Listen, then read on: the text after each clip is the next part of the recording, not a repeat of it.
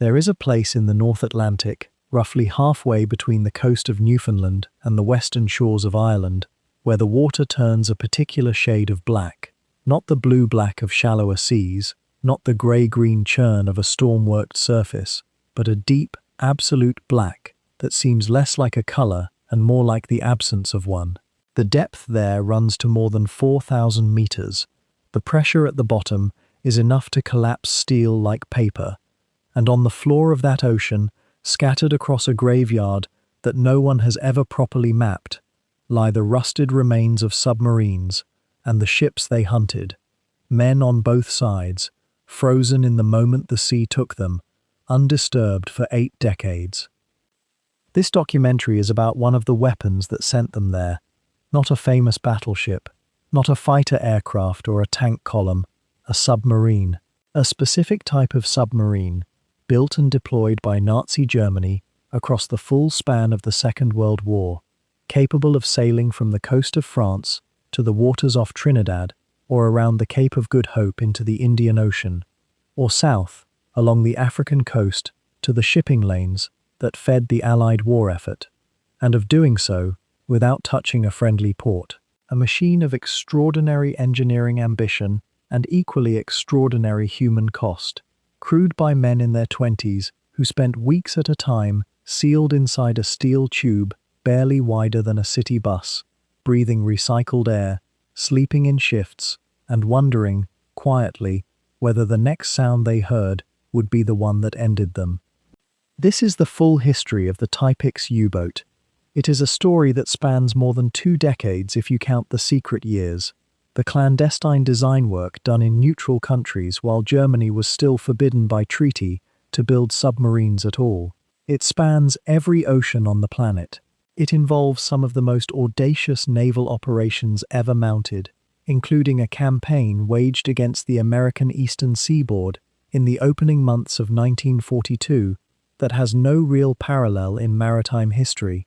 A brief, brutal period when tankers and freighters were sunk within sight of the lights of coastal cities, and the people on the beach could see the glow of burning ships on the horizon and not quite believe what they were watching.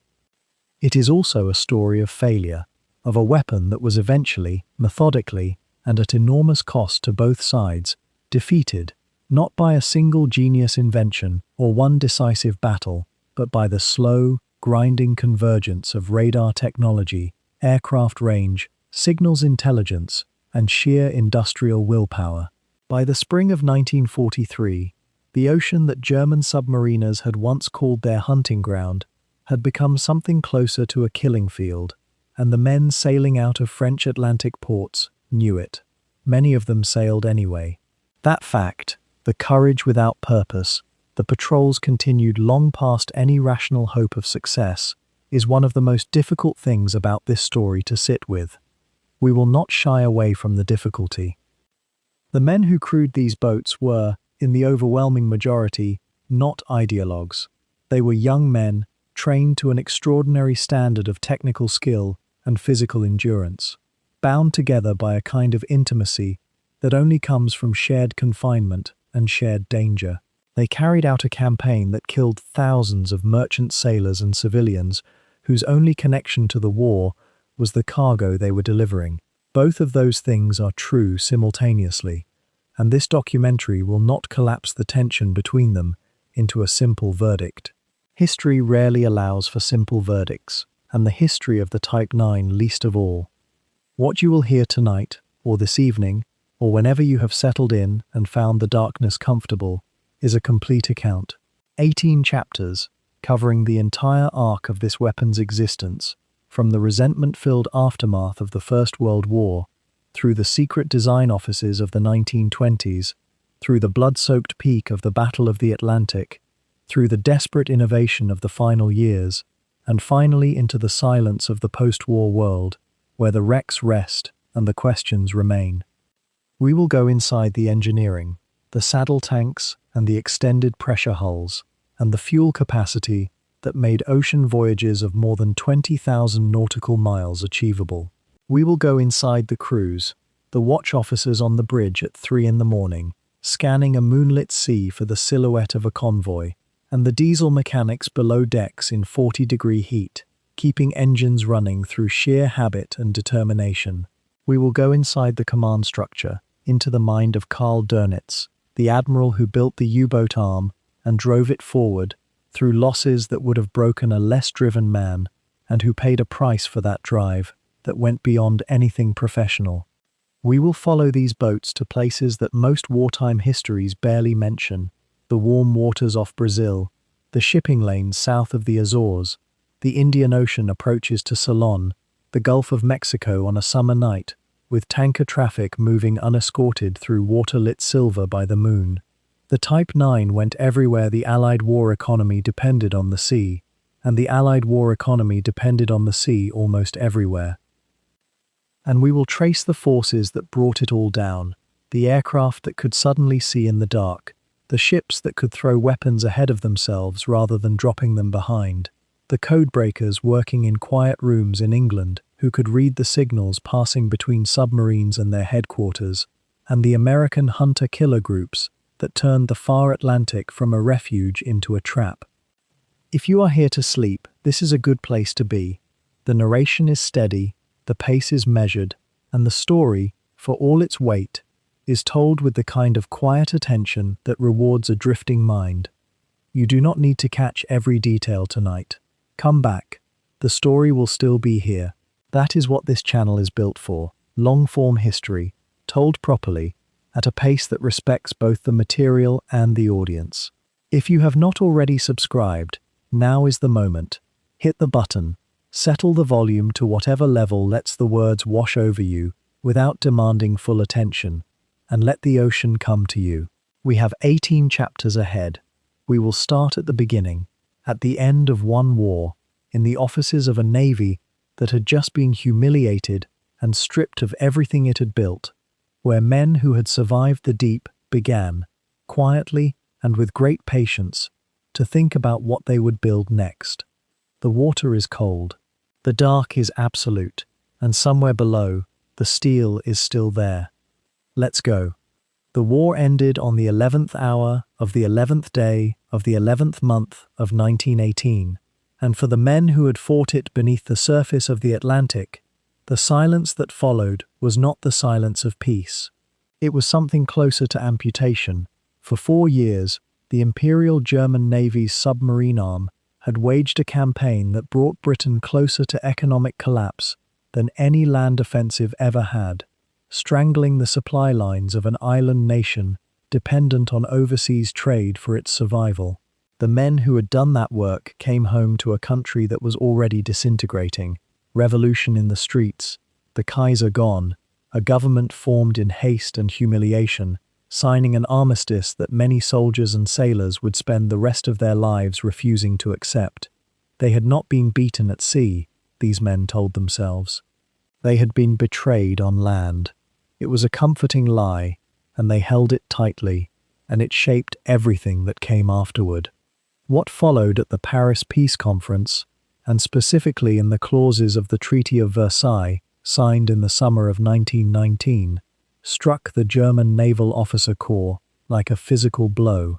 The treaty's naval provisions were not merely restrictive, they were designed to be humiliating, worded with the deliberate intent of ensuring that Germany would never again be capable of threatening the sea lanes that had kept Britain alive during 4 years of total war.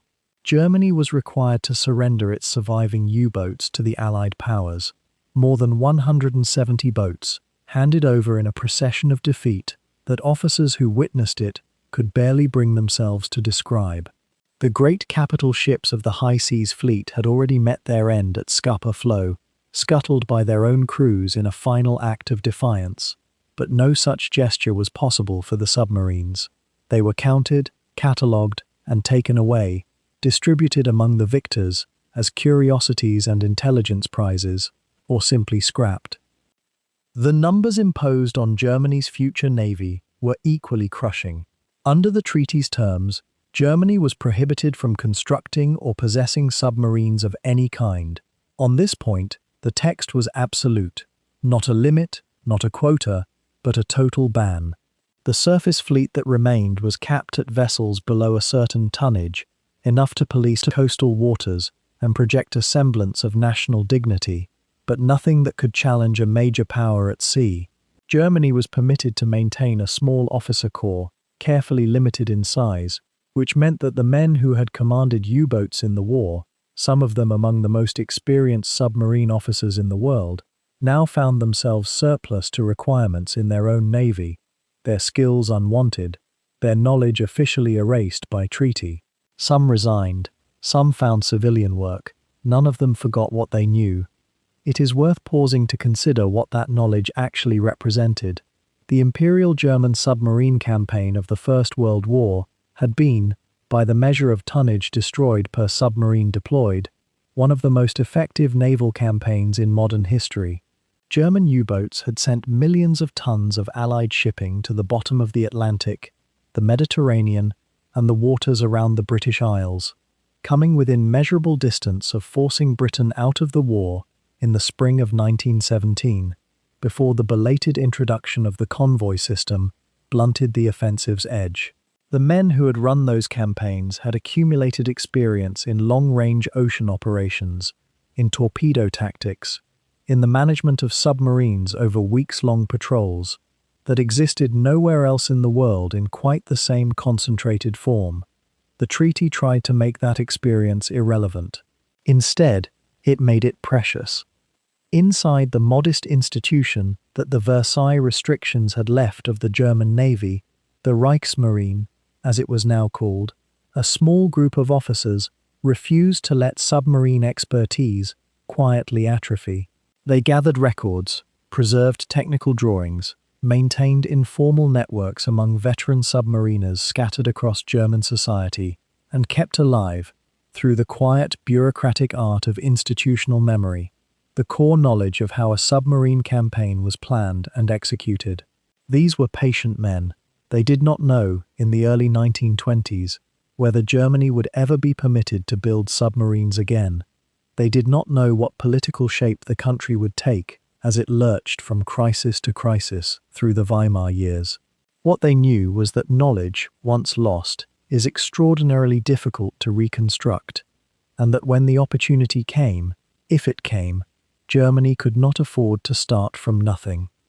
The emotional texture of this period is difficult to overstate, because it was not simply professional frustration. It was something closer to a wound that had been inflicted on identity itself.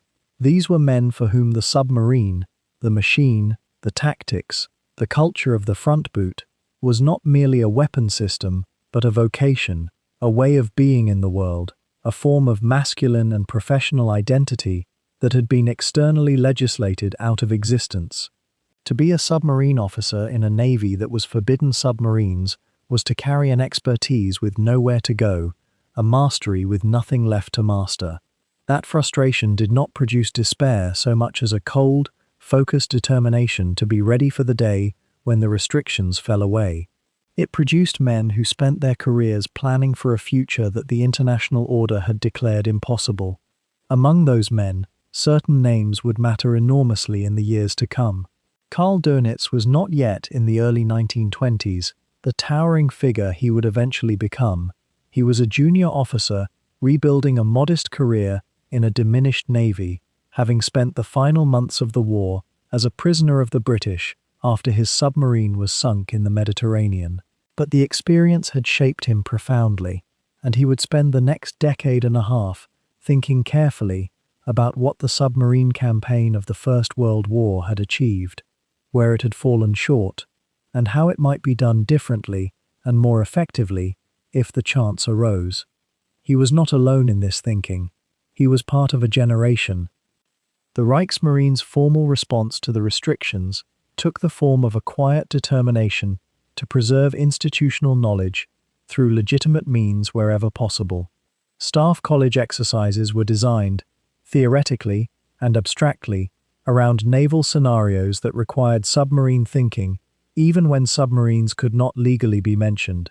Officers were detailed to study foreign submarine developments, to read foreign naval journals, to attend international naval events where submarine technology was discussed, all in the name of general professional education. all accumulating a body of contemporary knowledge to complement the historical experience that the wartime generation carried in their heads. It was a patient, methodical preparation, entirely invisible from the outside, conducted with the disciplined bureaucratic discretion that the German Naval Officer Corps had always prided itself upon. The psychological dimension of this preparation is important to understand because it would shape not just how the submarines were eventually designed and built, but how they were used. The humiliation of Versailles, the memory of near victory in 1917, the professional exile of an entire generation of submarine expertise, these things created in the men who would eventually command the Type 9 campaign a particular kind of hunger, not the ordinary ambition of officers seeking promotion and recognition, but something sharper, more personal, shaped by years of enforced impotence. When the restrictions finally fell away, they would not approach their opportunity cautiously. They would approach it with the urgency of men who had been waiting for 2 decades. The interwar years also produced, in the wider context of European naval thinking, a growing recognition that the submarine had transformed naval warfare in ways that the conventional battleship-centered doctrines of the pre-war era had not anticipated and could not simply dismiss. The convoy system had defeated the first great submarine campaign, but it had not made submarines irrelevant. It had merely raised the cost of submarine operations and forced a strategic reappraisal. Naval thinkers across the world were grappling with the question of what the submarine would look like in a future war, and how anti-submarine defenses would need to evolve to cope with it. German naval planners, denied the ability to build submarines legally, observed all of this with particular attention, and drew their own conclusions about where the next generation of boats would need to exceed the capabilities of the last. The great gap in the wartime campaign, as German analysts saw it, was reach. The most effective patrols of 1916 and 1917 had demonstrated that if a submarine could operate far enough from the British Isles into the mid-Atlantic, down toward the Azores, along the trade routes that converged from the Americas and Africa, it could find targets beyond the range of effective convoy escort. The boats of the First World War had pushed toward those distant waters, but had been limited by their fuel capacity, their torpedo loads, and the endurance of their crews. What was needed, these analysts concluded, was not simply a better submarine, but a fundamentally more capable one, longer in range, larger in torpedo capacity, able to stay at sea for weeks or even months at a time, in waters that enemies might consider beyond threat. This thinking, precise, patient, born of defeat, and sharpened by frustration, was the seed from which the Type 9 would eventually grow. By the time the 1920s gave way to the 1930s, and as Germany's political landscape underwent the radical transformation that would lift the Versailles restrictions entirely, the men who would design and build the Type 9 already knew what they wanted.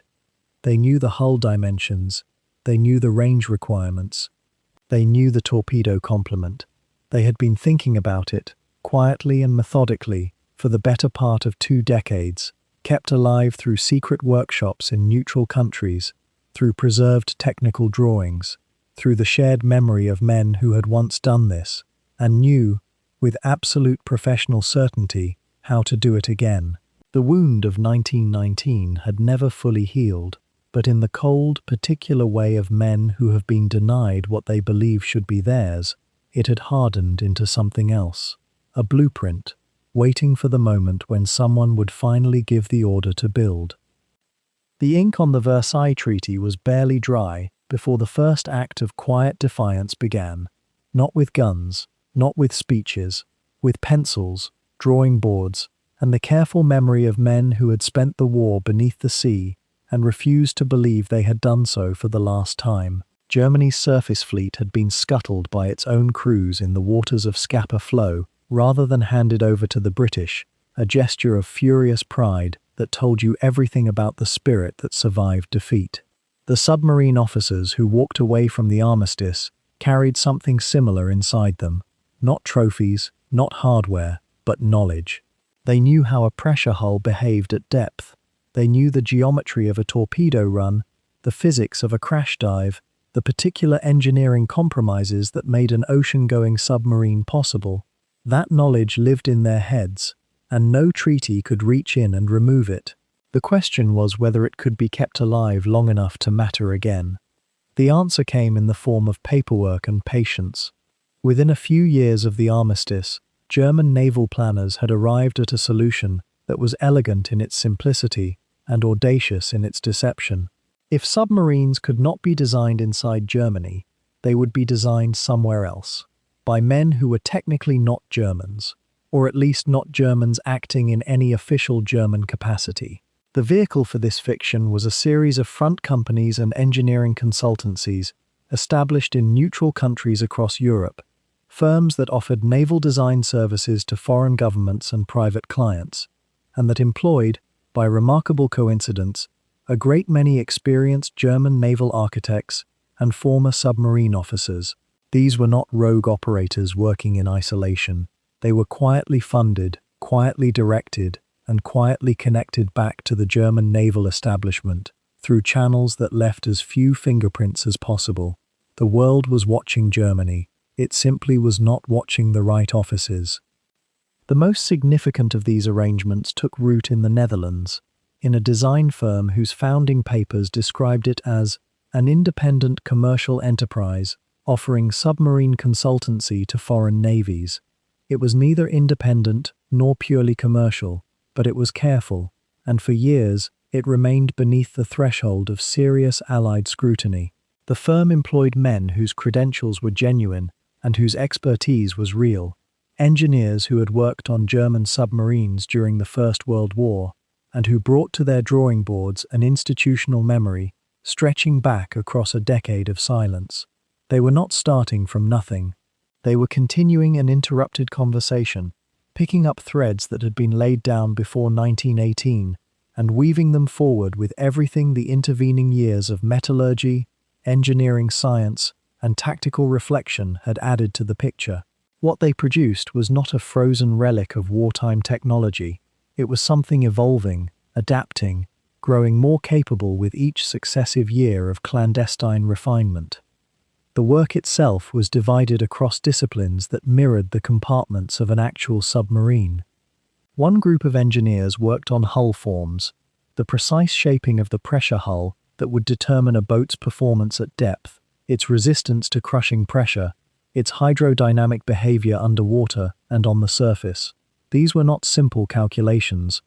The relationship between hull diameter, frame spacing, steel thickness, and safe diving depth involved engineering mathematics that pushed against the boundaries of what the materials of the era could reliably support, and every decision involved trade-offs that reverberated through every other system on the boat. A wider hull meant more internal volume, more crew space, more torpedo stowage, but it also meant more surface area, more structural stress, and potentially a slower dive time. Getting these ratios right required precisely the kind of sustained, iterative design work that the front companies quietly enabled over years rather than months. Parallel work continued on propulsion and power systems.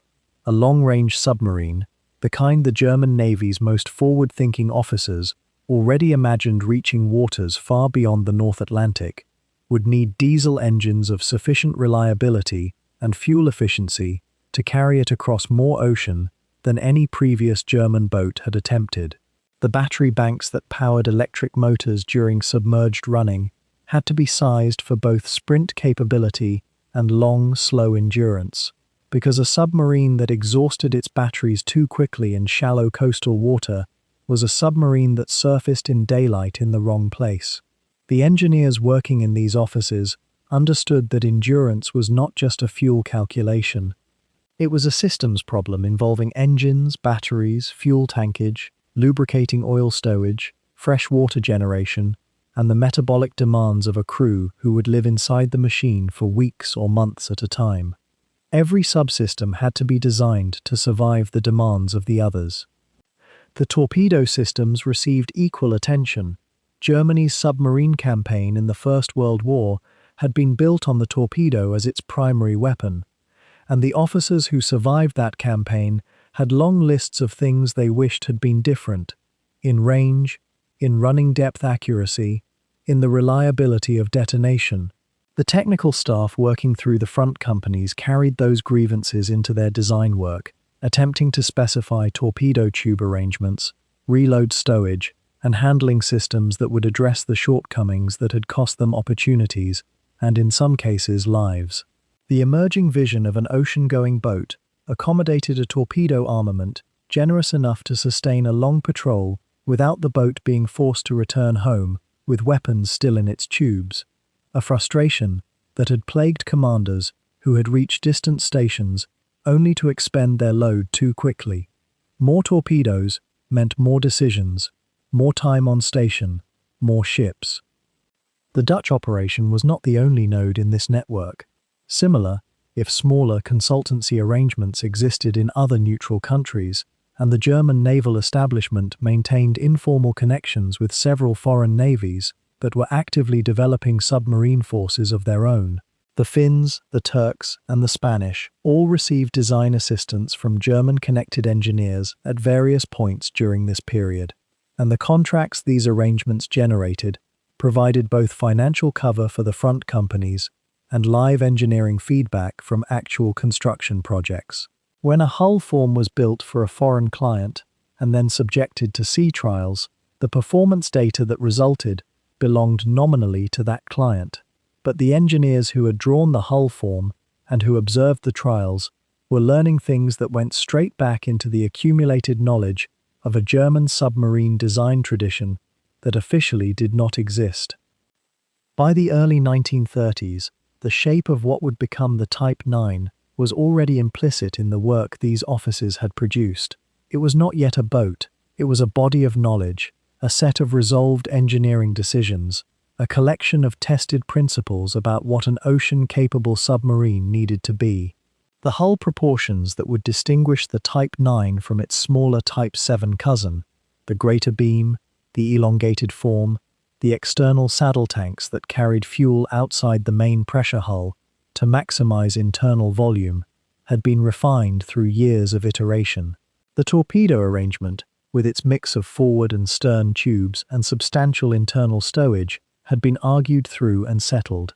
The propulsion philosophy, powerful, fuel-efficient diesels for surface running, robust batteries for submerged operation, had been specified with ranges in mind that no existing German-designed submarine had ever been asked to cover. There was a particular kind of discipline required to sustain this work across more than a decade of political uncertainty and financial constraint. The men involved in it were not zealots in any simple ideological sense. Many of them were professional naval engineers and officers whose primary loyalty was to their craft and to the institution of the German Navy rather than to any political movement. They kept the work alive because they believed in what they were doing, because they could not quite accept that Germany's undersea capability had simply ended, and because the professional pride of men who had built and crewed some of the most formidable submarines ever to sail would not permit them to walk away and forget. Some of these men had spent years as prisoners of war after 1918. Some had watched their boats scrapped under Allied supervision. They had reasons, beyond mere nationalism, to want to prove that what they had done was not finished. When the Nazi government came to power in 1933, the tempo of this covert work quietly accelerated. The new leadership's appetite for military revival was unmistakable, and the naval establishment, still operating with careful discretion internationally, began moving from theoretical refinement towards something closer to pre-production readiness. The front companies in neutral countries shifted from pure research and development toward finalizing the specifications that would be needed for actual construction to begin quickly once the legal and diplomatic situation allowed. There was every expectation among the naval planners that the Versailles restrictions would be formally repudiated before long, and when that happened, they intended to be ready, not in years, but in months. The design work that crossed back into Germany through unofficial channels in these years carried with it an institutional continuity that the treaty framers had never anticipated. They had imagined that by destroying Germany's submarine fleet and forbidding new construction, they had destroyed Germany's submarine future. What they had not accounted for was the persistence of expertise in human memory and on paper held in offices whose letterheads bore names that had nothing to do with the German Navy. The knowledge had never left.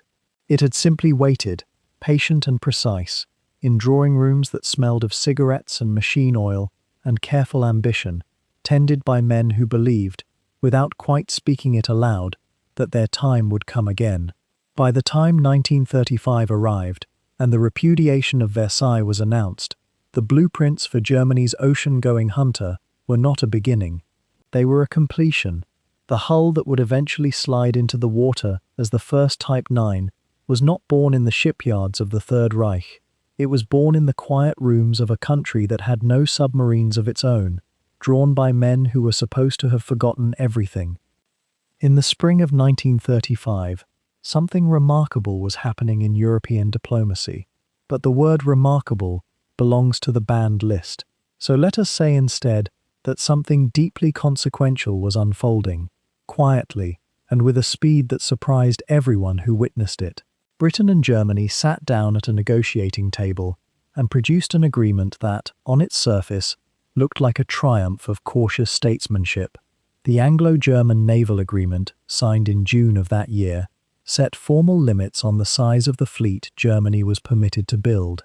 The German surface navy would be capped at 35% of the Royal Navy's total tonnage. For submarines, the arrangement was different.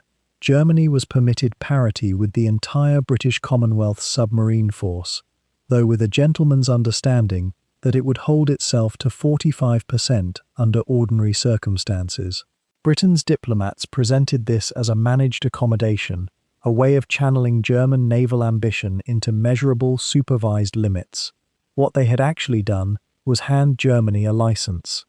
The men who received that license understood precisely what it meant.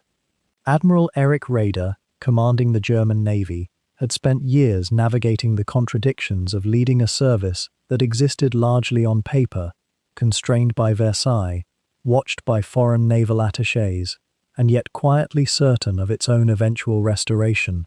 Raeder was not a demonstrative man. He operated through institutional patience and careful political maneuvering, and he had cultivated a navy that knew how to wait. When the agreement arrived, the waiting was over. The tonnage allowance translated directly into steel, workers, and dry docks. Real boats to be built, not drawings to be hidden in a neutral country's filing cabinets. For Raeder, the agreement was not a concession. It was the starting gun.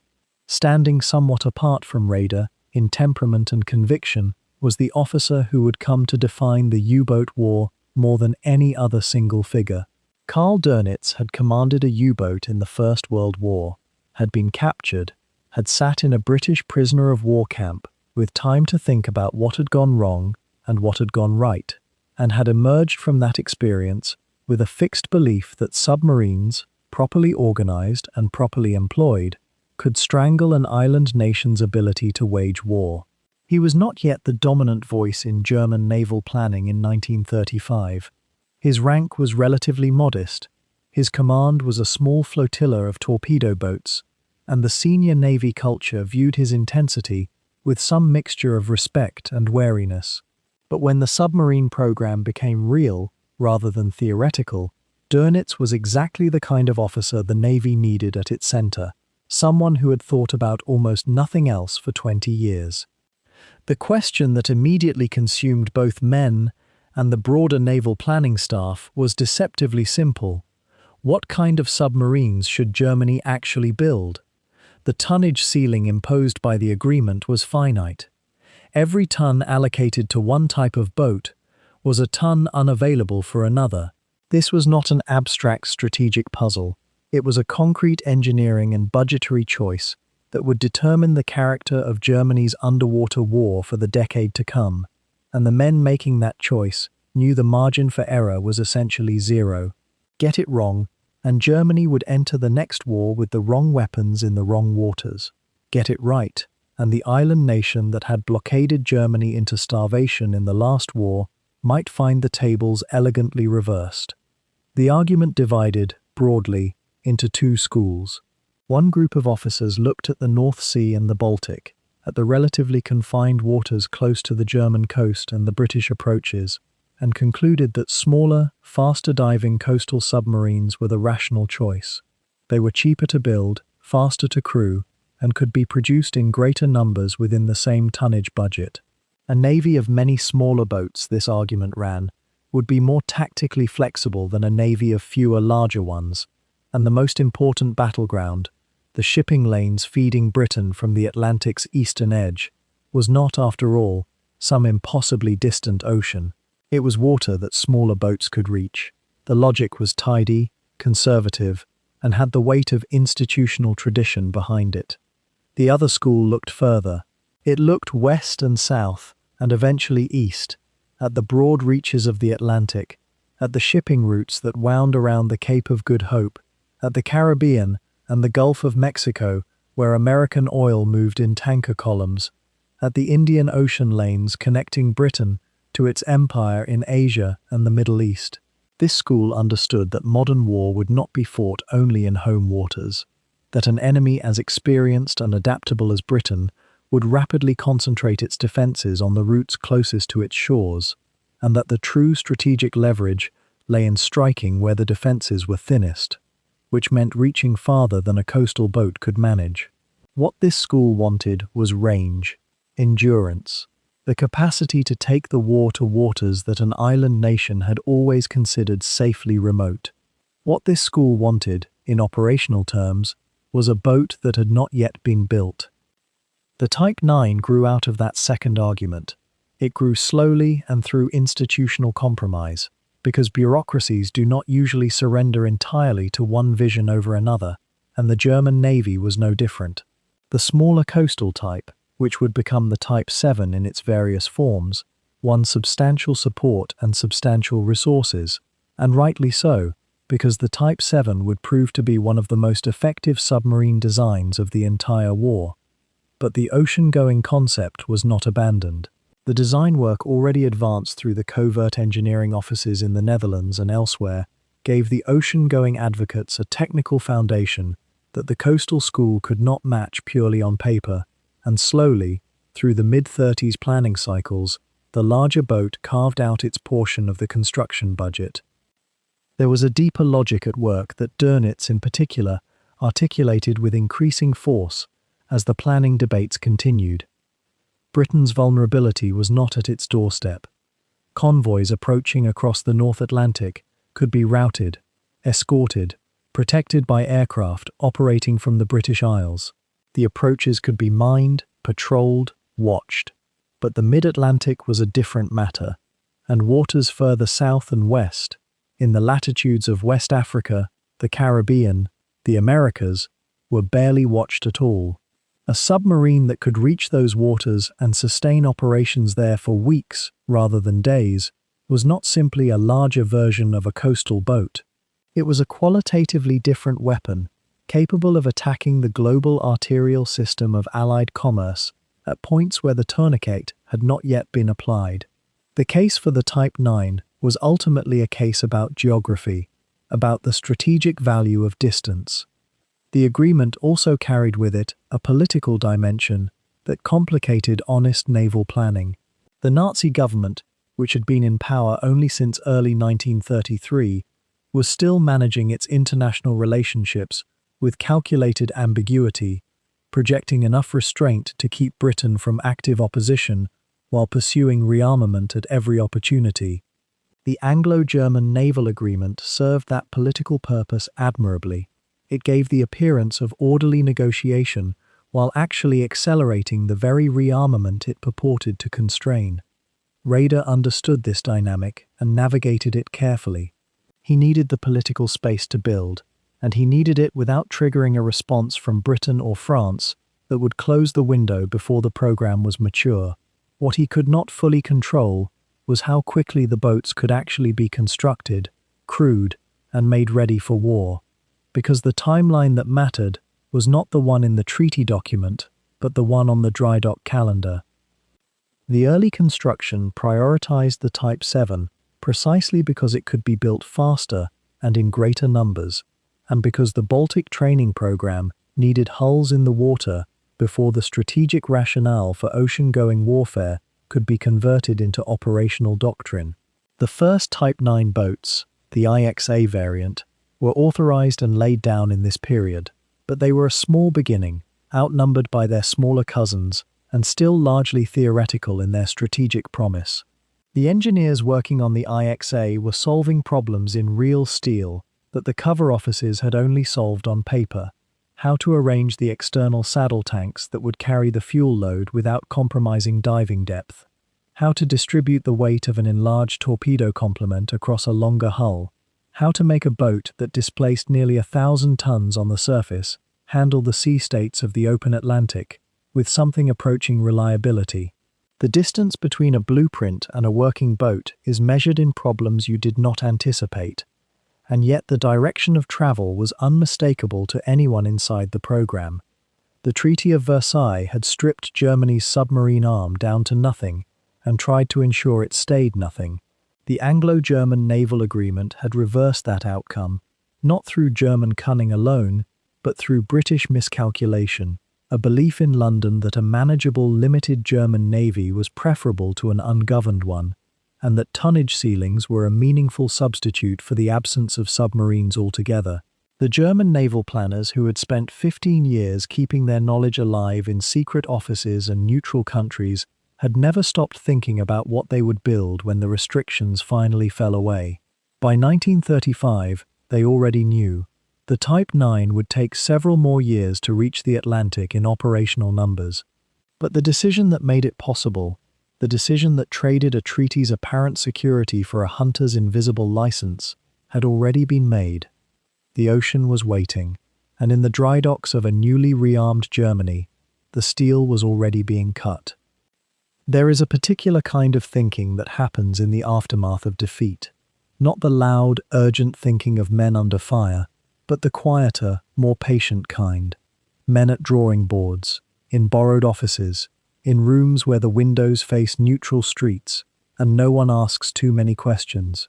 Through the 1920s and into the early 1930s, German naval architects had been doing exactly that kind of thinking, refining hull geometries and pressure calculations on paper, keeping an entire body of underwater knowledge alive through the years when Germany was forbidden to possess it in metal. By the time the Anglo-German Naval Agreement of 1935 gave them legal permission to build, they were not starting from nothing.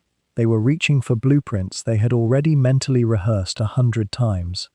The Type 9 would emerge from that patient, disciplined accumulation, and it would be a fundamentally different animal from anything Germany had sent beneath the waves before. The most immediate challenge facing the design team was one of philosophy as much as engineering.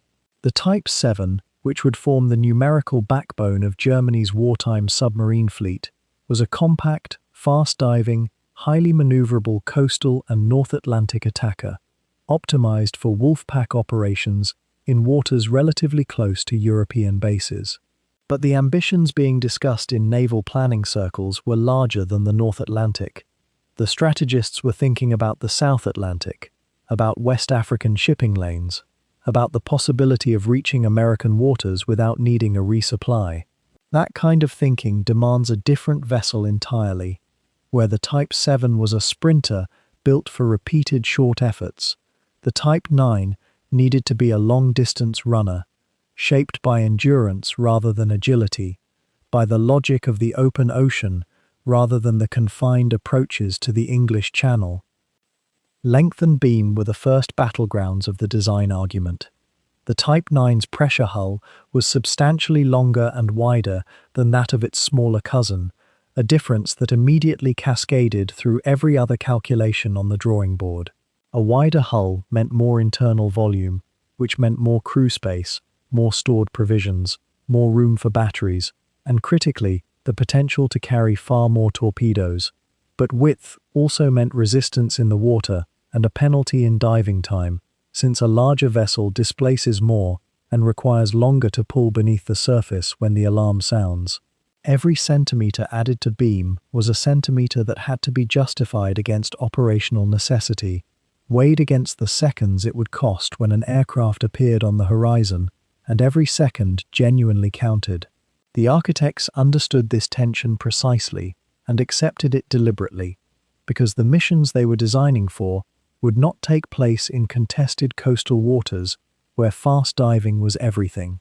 They would take place in the vast, remote mid-ocean, where the primary danger was not a destroyer waiting on the surface, but a long patrol with no port within reach. The solution to the fuel problem was architectural in nature, and it changed the visual identity of the boat entirely. Rather than carrying all fuel inside the main pressure hull, which would have demanded an impossibly bloated internal structure, German designers adopted a system of external saddle tanks. These were large, non-pressurized fuel bunkers built onto the outside of the main hull, curving along its flanks like the saddlebags of a pack animal, accessible when the boat surfaced, but sealed off from the habitable interior.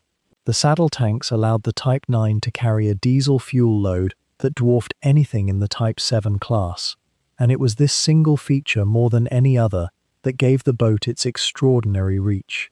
Boats of the IXC variant would eventually be capable of steaming more than 12,000 nautical miles on the surface, a figure that, when combined with careful fuel discipline and mid-ocean resupply, translated into operational ranges that no Allied planner in 1939 thought any submarine could achieve.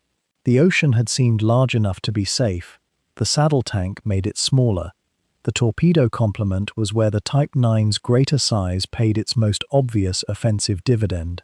A fully loaded boat could carry up to 22 torpedoes, a figure that put it in a different category from the Type 7's maximum of 14.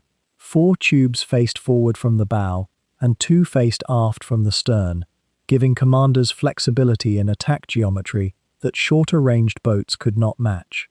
The forward tubes were housed in a broader torpedo room that could accommodate spare weapons stowed beneath the deck grating and racked along the bulkheads, and the reload drills that crews practiced until they could perform them half asleep in the Baltic training flotillas were designed to sustain a high tempo of attack even after the initial salvo. Torpedoes of this period were not small objects. Each one was nearly 7 meters long and weighed more than a ton, and the logistics of moving them inside the confined spaces of a submerged submarine required a choreography that was entirely physical, exhausting, and precise. Diving performance was the one area where the Type 9's designers accepted a genuine and acknowledged penalty. The larger hull, the external saddle tanks, the greater overall displacement, all of it slowed the dive. Where a Type 7 could crash dive in under 30 seconds under ideal conditions, a Type 9 needed considerably longer to pull its greater bulk below the surface.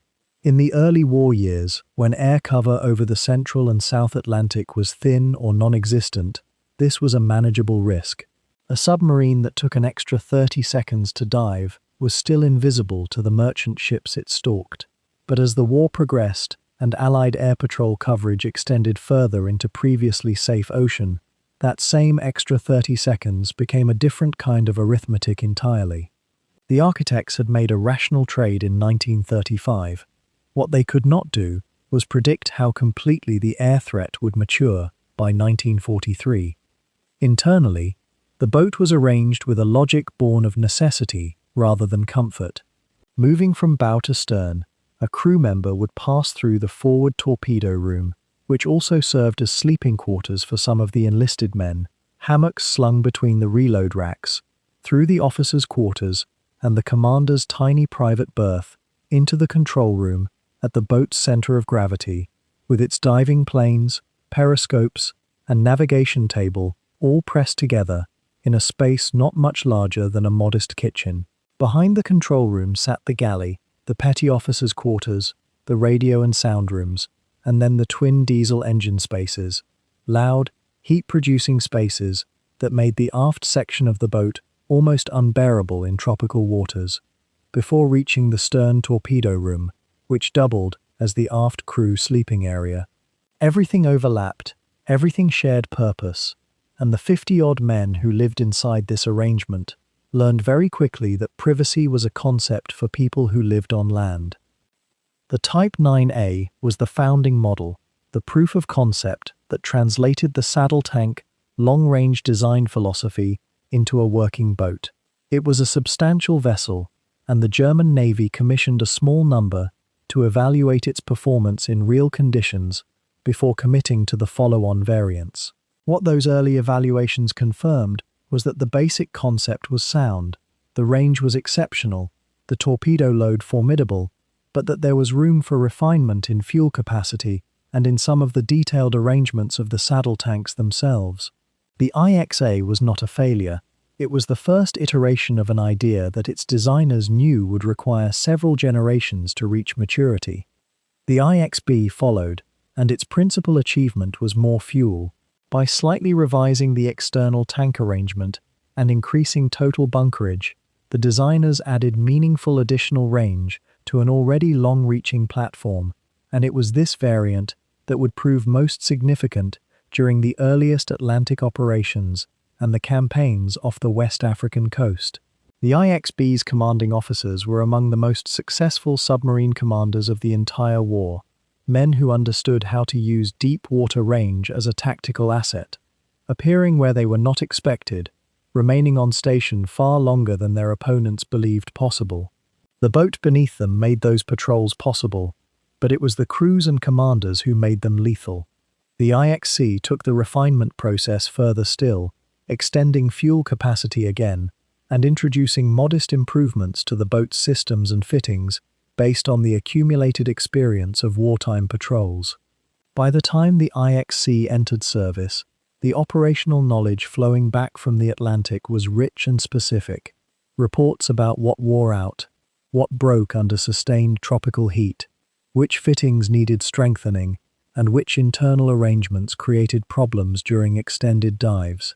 The IXC was the synthesis of that feedback, the closest the original design concept came to its full realization, and it would be built in the greatest numbers of any Type 9 variant.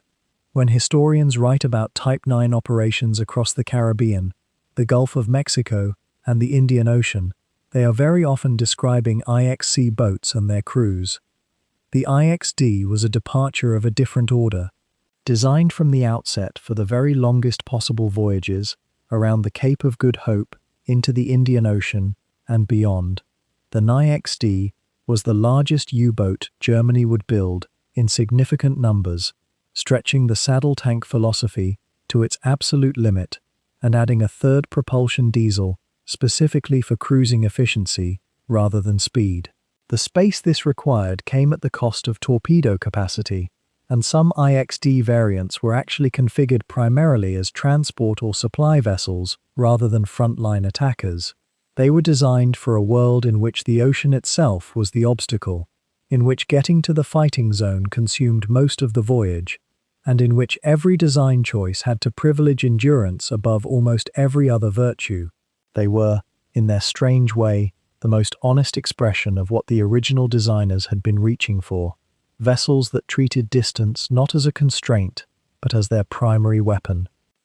Taken together, the four major variants of the Type 9 tell the story of a design idea that was tested by war and refined under fire, carrying the ambitions of a navy that had once been stripped of its submarines and had spent 2 decades dreaming of exactly this: a hull long enough to reach the far edge of every ocean, strong enough to descend into the dark, and armed well enough to make the wait worthwhile. The boat was a machine built for war, but it was powered by something far more fragile than diesel fuel. Somewhere between 50 and 56 men would squeeze themselves into a hull barely 76 meters from bow to stern, into a space so compressed that privacy became a concept belonging to another world entirely. They came from coastal towns and inland cities, from fishing families and factory floors, from technical schools and officer academies.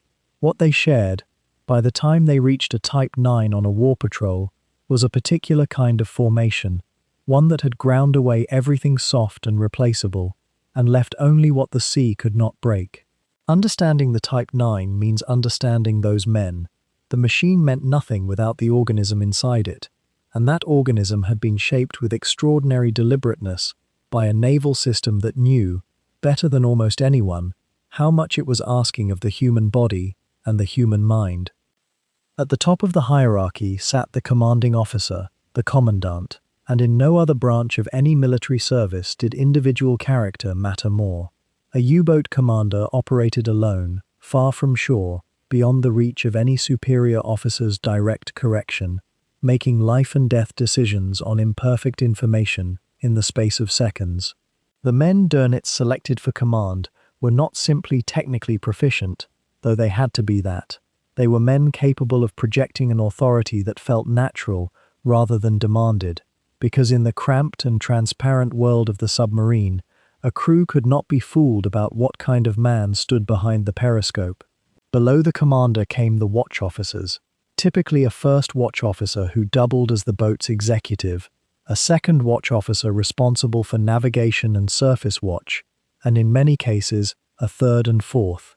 Young men earning their own apprenticeship in command by watching and doing in conditions that compressed a peacetime decade of experience into months.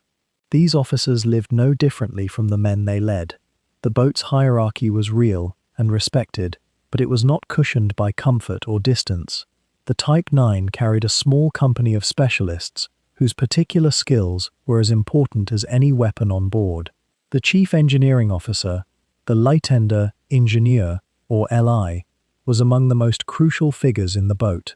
He was responsible for the two massive diesel engines that drove the submarine on the surface, for the electric motors that took over when she dived, for the ballast and trim systems that controlled depth, and for the repairs that might need to happen at crushing depth, far from any workshop.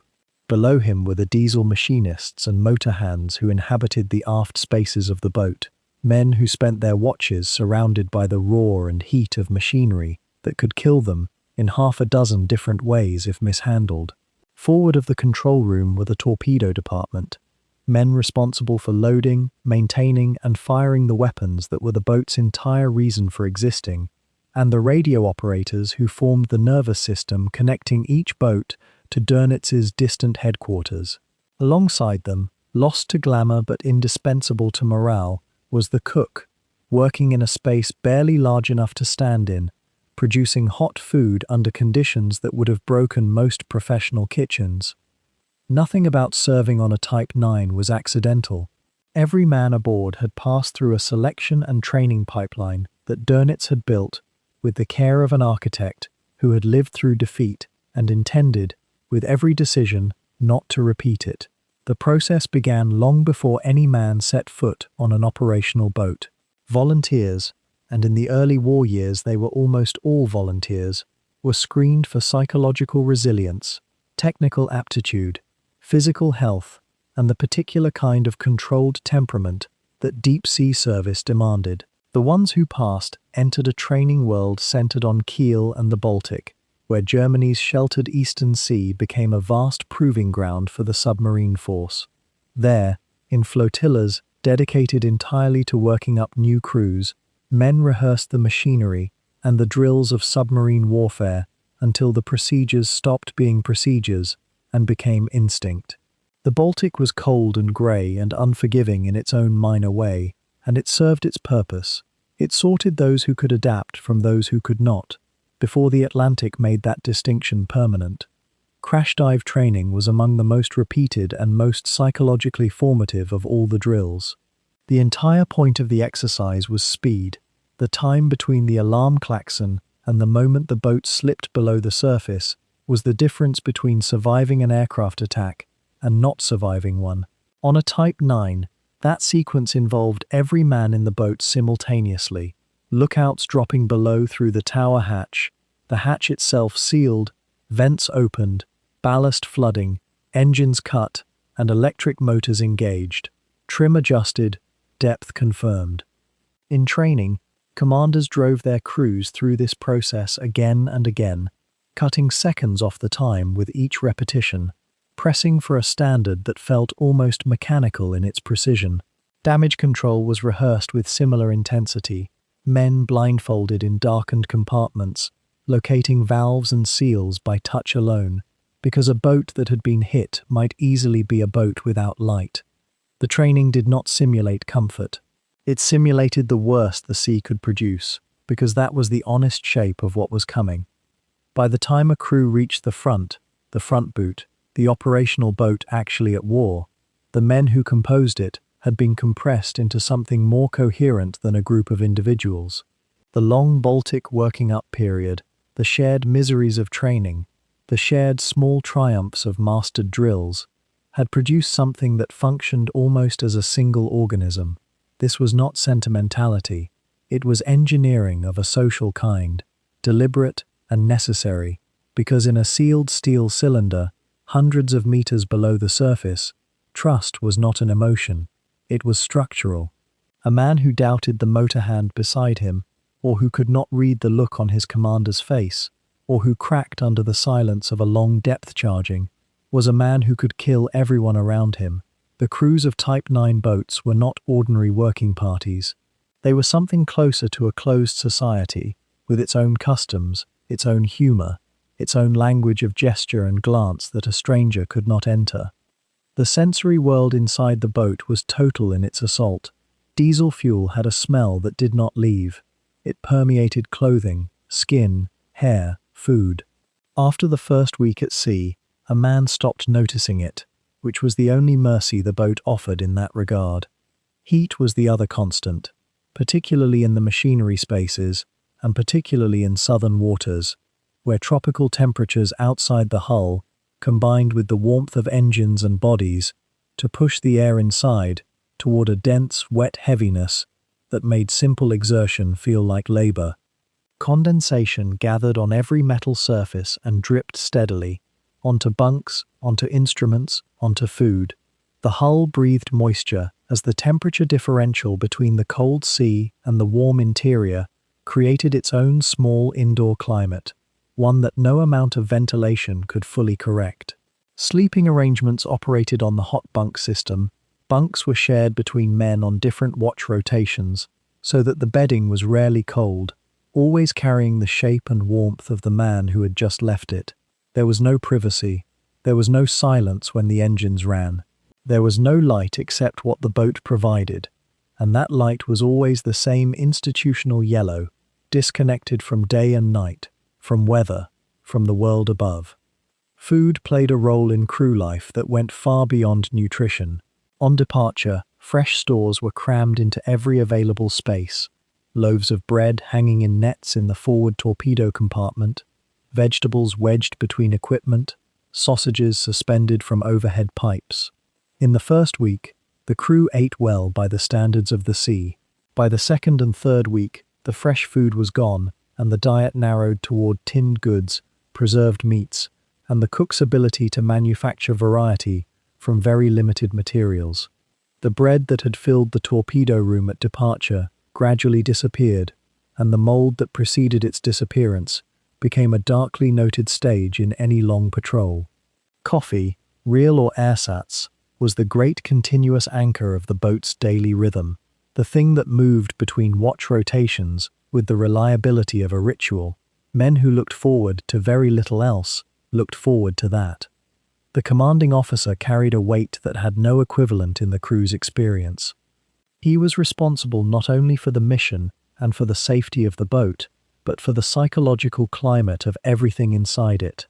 And in the submarine, climate was contagious in both directions. A commander whose nerve held under a sustained depth charge attack steadied every man in the boat simply by the quality of his stillness. A commander who projected doubt or fear spread it through the hull as surely as sound travels through water. Dönitz understood this with the precision of a man who had himself commanded submarines in the previous war and survived a catastrophic loss of the boat. He selected his commanders partly on technical grounds and partly on grounds that no training syllabus could fully specify: the quality of bearing under genuine uncertainty, the ability to project calm without falsifying the facts. Not every commander possessed it in equal measure, and the ones who lacked it tended to surface in the record, not through failure of courage, but through the subtler failure of holding a crew together when the sea began to press. What the training built, the war tested in ways that no program could fully prepare a man for. A long patrol on a Type 9, which might run to 3 months in distant waters, operated on a psychology of endurance that was different in kind from short deployments. The crew moved through phases, the alertness of the outbound passage, the focus of an operational area, the grinding patience of waiting for targets, the violence of an attack compressed into minutes, and then the long return, weeks of sea, with the boat perhaps damaged, fuel margins thin, the crew exhausted, and beginning to feel the strange, hollow relief of surviving something they had not been certain they would survive. Men who came back from those patrols were changed in ways they rarely articulated directly. The boat had been their world, completely and without alternative, for months. The men beside them had been the only human contact available. That closeness left a mark, not always welcome, not always comfortable, but indelible in the way that only extreme shared experience can produce. The steel hull that housed them was simply a container. What happened inside it was something else entirely. When the 1st of September 1939 arrived, and German armor crossed into Poland, the war that naval planners had been quietly rehearsing for years became suddenly, violently real. For the U-boat arm, the opening of hostilities brought an immediate and uncomfortable truth into the light. The fleet was nowhere near ready. Karl Dönitz had argued repeatedly, and with increasing desperation, that Germany needed hundreds of operational submarines to strangle British supply lines. What he actually had, when war was declared, was a force of around 57 boats in total, of which only a fraction were fit for frontline Atlantic duty. The Type 9, the ocean-going hunter that had consumed so many years of secret design work and political maneuver, existed in genuinely small numbers at this stage. The Type 7, shorter-ranged and more nimble, would carry the early weight of the campaign. But the Type 9 boats that were ready, a handful, already deployed or close to deployment, were sent out into the Atlantic regardless, because the war would not wait for a larger fleet. The waters those first boats entered were not the open killing ground they would later become in popular imagination. They were contested in a quieter, more ambiguous way, patrolled by British flying boats and destroyers, threaded by convoys that the Royal Navy had begun organising almost immediately upon the outbreak of war, drawing on lessons painfully earned in the previous conflict.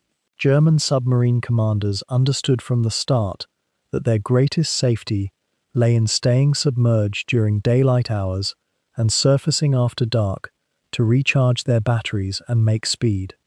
For the Type 9, this rhythm was complicated by its size. The boat was longer and heavier than the Type 7, and while that brought the capacity for longer voyages and a heavier torpedo load, it also meant slower diving times, a liability that would prove costly in encounters with aircraft. The commanders of those first patrols noted the problem immediately. Getting a 76-meter hull under the surface quickly enough, when a patrol aircraft appeared on the horizon, required a level of crew coordination that only repetition could build, and repetition in peacetime exercises was not the same as repetition under fire.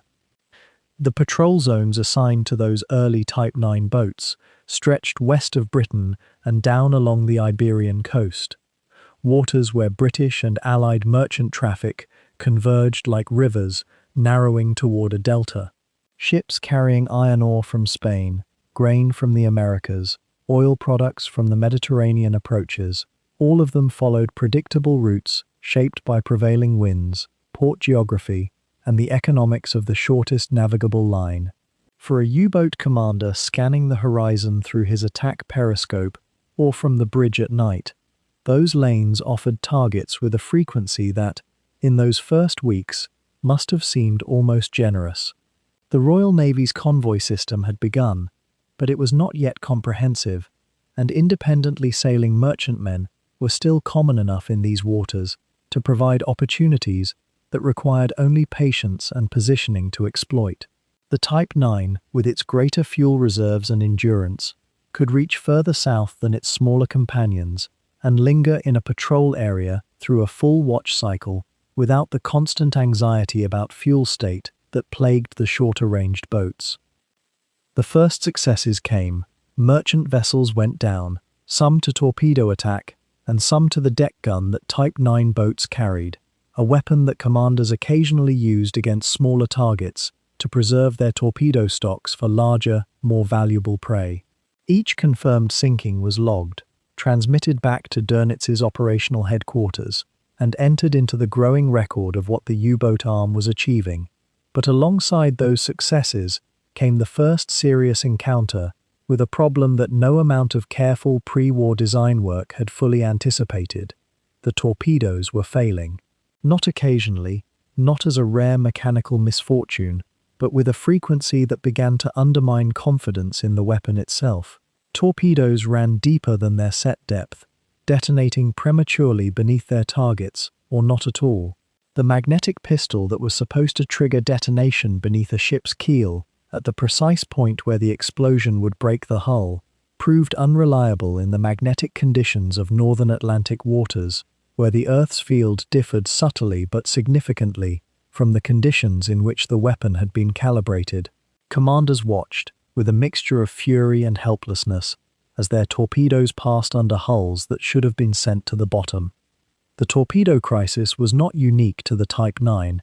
It afflicted the entire U-boat arm, including the Type 7 boats operating in shallower northern waters, but it carried a particular sting for the ocean-going submarines that had expended fuel and weeks of sea time to reach their patrol areas. A Type 7 commander who fired a faulty torpedo had at least done so relatively close to home. A Type 9 commander who burned through his torpedo load with disappointing results, thousands of miles from Lorient or Kiel, had precious little to show for a journey of enormous operational cost. The response at the command level was slow at first. There was institutional reluctance to accept that the Torpedo Directorate had sent boats to sea with a defective weapon, but the weight of evidence from returning commanders eventually forced an acknowledgement. Adjustments were made to depth settings and to the use of contact rather than magnetic pistols in certain sea conditions. It was an improvised fix for a deep engineering failure, and it took many months before anything approaching reliability was restored. In the meantime, the men at sea adapted as best they could, selecting their firing solutions with even greater care to compensate for a weapon they could not fully trust. Beyond the torpedo problem, those early patrols revealed subtler challenges specific to the Type 9's design. The saddle tanks that gave the boat its extended fuel capacity also changed how it handled when partially loaded, particularly later in a patrol when fuel had been burned down significantly and the boat's trim shifted in ways that required constant adjustment from the engineering team. Submerging cleanly and holding a precise depth demanded more active management on a Type 9 than on the smaller, more naturally balanced Type 7. Commanders learned to anticipate this, building into their procedures the compensating measures that would keep the boat responsive during an attack approach or during an evasion from depth charges. None of these adjustments were dramatic, but in a vessel where the difference between a competent dive and a hesitant one could be measured in the seconds available before an aircraft was overhead, they mattered enormously. Despite the torpedo failures and the trim adjustments, and the sobering encounter with a Royal Navy that proved more alert than pre-war planning had suggested, the autumn of 1939 produced a genuine toll on Allied shipping. The Type 9 boats contributed to a body of sinkings that, even at this early stage, alarmed the British Admiralty and confirmed Dönitz's core argument that submarines could impose serious costs on the supply lines that Britain depended upon for its survival. The merchant navy sailors who crewed those stricken ships, men running oil from refineries, grain from the prairies of North America, steel and timber and rubber from every corner of a global economy, paid in the hardest possible currency for the gaps in Allied anti-submarine readiness. The statistics recorded in naval archives have a cold precision that the reality they represent resists. Behind every tonnage figure is a ship that broke apart, and behind every broken ship are men in cold water. The question of how to use the Type 9 most effectively was being answered in real time as these early patrols returned and their commanders debriefed at headquarters. The boat's range and torpedo capacity made it suited to patrol areas that the Type 7 simply could not reach economically, further south, further west, into waters where Allied convoy routing had not yet been fully adjusted, and where the density of independently sailing targets remained higher. Donitz's staff began to think in terms of two overlapping campaigns, the Type 7 fighting the convoy battles in the North Atlantic's more compressed central waters, and the Type 9 pressing outward to the edges of the operational map, finding the traffic that was still moving as though the war had not yet arrived. This geographic division of labor would become more defined as the fleet expanded and experience accumulated, but its logic was already visible in the way those first Type 9 patrols were tasked and evaluated. The crews returning from those initial voyages brought with them something beyond intelligence about torpedo performance and trim behavior. They brought an understanding of what ocean distance patrol actually demanded of men: weeks of confinement in a vessel that offered almost no private space, no relief from the diesel smell that permeated every surface and every item of clothing, no respite from the noise of the machinery or the drip of condensation from the overhead. On a Type 9, the size advantage over a Type 7 translated into slightly more torpedo stowage and slightly more fuel, not into comfort. The junior ratings slept in rotation on narrow bunks tucked between torpedo tubes or folded into whatever space the machinery left. The smell of unwashed men and bilge water and cooking oil mixed with the acrid thread of diesel exhaust that never quite cleared, even when the hatches were open on the surface. What held these crews together was not comfort or clarity about the war's outcome, but something more immediate: the competence of the man beside you, the trust that the man above you in the command chain had earned through demonstrated judgment, and the strange pride that came from operating a machine of such complexity at the extreme edge of what navigation, engineering, and human endurance could sustain. By the time the first winter of the war closed across the North Atlantic, the Type 9's essential character had been established through hard experience rather than design theory alone.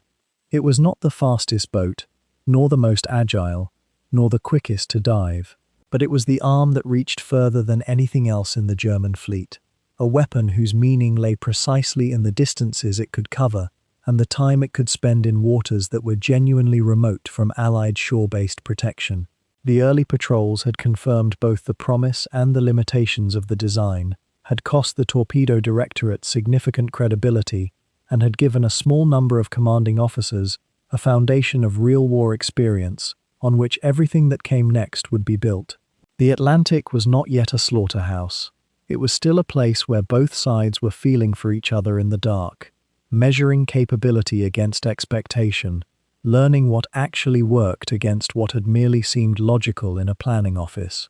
For the Type 9, this opening chapter of war had been a beginning, incomplete, costly in the unseen ways that only those who lived it fully understood, but unmistakably a beginning.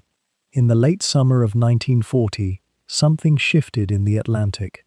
The war that had begun in September of the previous year, with the hesitant sinking of the SS Athenia by U-boat 30, had matured into something far more systematic and, from the German perspective, triumphant. The men of the German submarine service called this period the Glückliche Zeit, the happy time, and the name carried neither irony nor shame. For them it was, genuinely, a time of success. Convoys were still poorly defended. Aircraft cover was sporadic and confined to waters close to the British Isles. The vast middle reaches of the Atlantic, the air gap, as the Allies called it, remained a realm of almost lawless hunting. Merchant ships sailed without adequate protection, their radio operators sometimes broadcasting in clear for any German listener to intercept.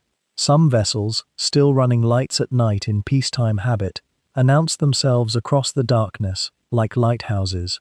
The Type X U-boats, with their extended range and endurance, became the perfect instrument for this particular historical moment. They could leave the bases in France or Germany, transit far into the Atlantic, stay on station for weeks, and deliver a tonnage of merchant shipping to the bottom that would have seemed impossible just months before. The numbers began their relentless climb. In July 1940, the U-boat arm sank roughly 60,000 tons of merchant shipping in the Atlantic. In August, the total exceeded 100,000 tons.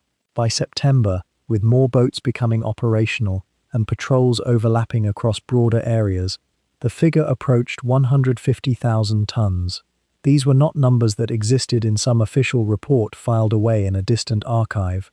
They were translated, hour by hour, into the screaming of metal as torpedoes struck hulls, into the rush of seawater through hatches blown open by explosions, into the terrible cold of the Atlantic in autumn, as men found themselves in lifeboats or clinging to wreckage.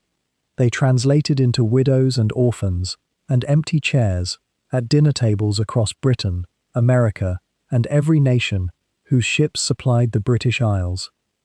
Yet in German Navy headquarters, these same numbers were the evidence of a strategy that was working, proof that the submarine weapon could be decisive, proof that the Atlantic campaign might, in fact, strangle Britain into submission if only enough boats could be built and deployed.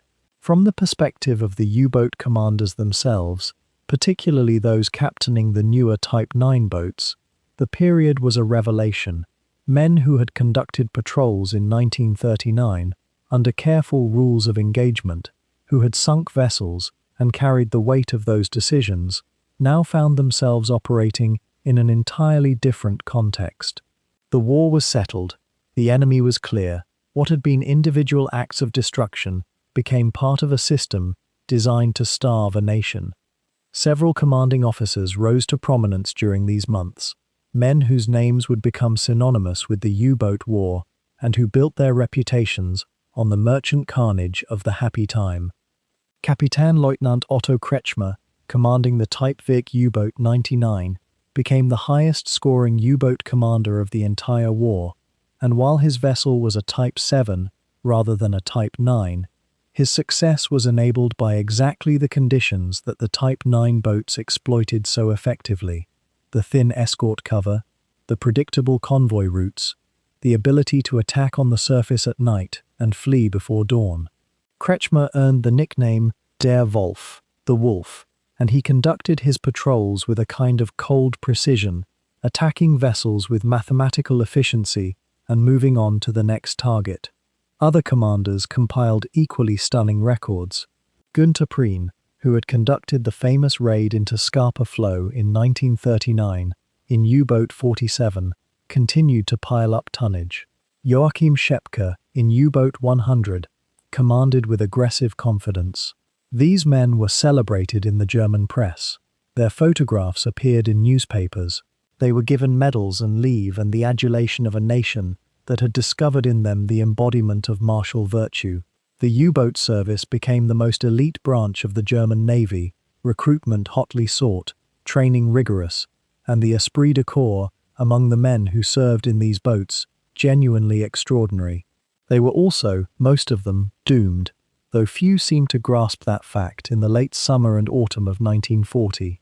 The Type 9 boats that were now coming into service with increasing frequency found themselves operating in this golden period with particular advantage. The IXB variant, which entered service in 1940, carried more fuel than the earlier IXA, extending the operational range further into the Atlantic and allowing boats to remain on station longer before the long transit home. A typical Type 9 patrol might last somewhere between 70 and 90 days. The boat would travel west across the Bay of Biscay, navigate carefully through the waters off the British Isles, the most dangerous part of the journey, and then enter the relative freedom of the open Atlantic. Once on station, usually in areas south and west of Ireland, or along the convoy routes heading toward the Mediterranean, the Type 9 would hunt. The tactical procedure was simple in concept, but demanding in execution. The boat would cruise on the surface at night, its low profile making it nearly invisible in the darkness. Radio operators would listen to the encrypted messages between Allied vessels and shore stations, building a picture of convoy movements. Once a target was located, a slow-moving convoy of merchants, perhaps 10 or 20 vessels escorted by only 2 or 3 destroyers and corvettes, the Type 9 would shadow it, staying just out of visible range, watching its course and speed, waiting for darkness. When the moment came, the boat would attack on the surface, using the cover of night and the higher speed available on diesel engines to close the distance, loose 1 or more torpedoes at the largest or most valuable vessel, and immediately turn away before the escorts could respond. If fortune favored the boat, several ships would be hit. The crew would hear the explosions through the hull, feel the vibration. Then it was time to move, to slip away into the darkness, to find another convoy, to hunt again. What made these attacks successful, what made the happy time genuinely happy from the German perspective, was the radical inadequacy of Allied defenses. The convoy system itself, the bundling of merchant ships together under escort, was sound in theory, but the escort forces available in 1940 were desperately thin. The Royal Navy was stretched across every ocean, covering every coastline of Britain, defending the Mediterranean, hunting German surface raiders, supporting the fleet. The escort groups allocated to the Atlantic convoys were small, often consisting of only 2 or 3 vessels for convoys of 15, 20, even 30 merchant ships. A single U-boat could achieve far more than had been possible in the First World War, simply because the ratio of targets to defenders had swung so dramatically in the submarine's favor. Allied aircraft, which would eventually become the most effective anti-submarine weapon available, were almost entirely absent from the mid-Atlantic. Coastal Command, the British Air Force unit responsible for maritime patrol, operated at the limit of its range when covering convoys near Britain, and the vast middle reaches of the Atlantic remained, effectively, uncovered. A merchant ship in a convoy in these waters had perhaps a marginally better chance of survival than a vessel sailing independently, but the difference was measurable only in the mathematics of risk, not in any genuine sense of security. Submarine commanders learned quickly which areas were most dangerous, where aircraft were likely to appear, and when. They learned the patterns of convoy sailing and could predict with reasonable accuracy where merchant vessels would be on particular dates. They learned which merchant ships were fast enough to outrun a surfaced U-boat and which were slow enough to be run down. They learned, in short, how to hunt in an environment where the opposition was not equipped to hunt them back. The human cost of this period, measured in the lives of merchant seamen, was staggering and rarely dramatized in the German accounts that celebrate the happy time. A merchant convoy under attack dissolved into chaos. A torpedo strike on a freighter carrying grain or timber or coal usually meant the vessel was doomed. Most merchant ships sank within minutes of a hit, sometimes within seconds if the torpedo struck in the engine room or in a hold containing volatile cargo. Men died in the explosions. Others found themselves in freezing water, miles from land, darkness falling. The North Atlantic in autumn or winter, a killing environment in itself, even without the submarines. Ships did have lifeboats, regulation numbers of them, and crews did launch them, but not always successfully. A single torpedo could jam the davits and leave a lifeboat hanging useless from its falls.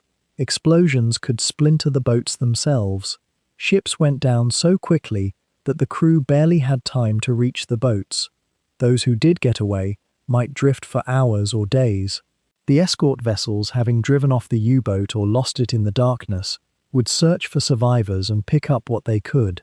But in heavy seas and winter conditions, death rates among those in lifeboats remained appallingly high.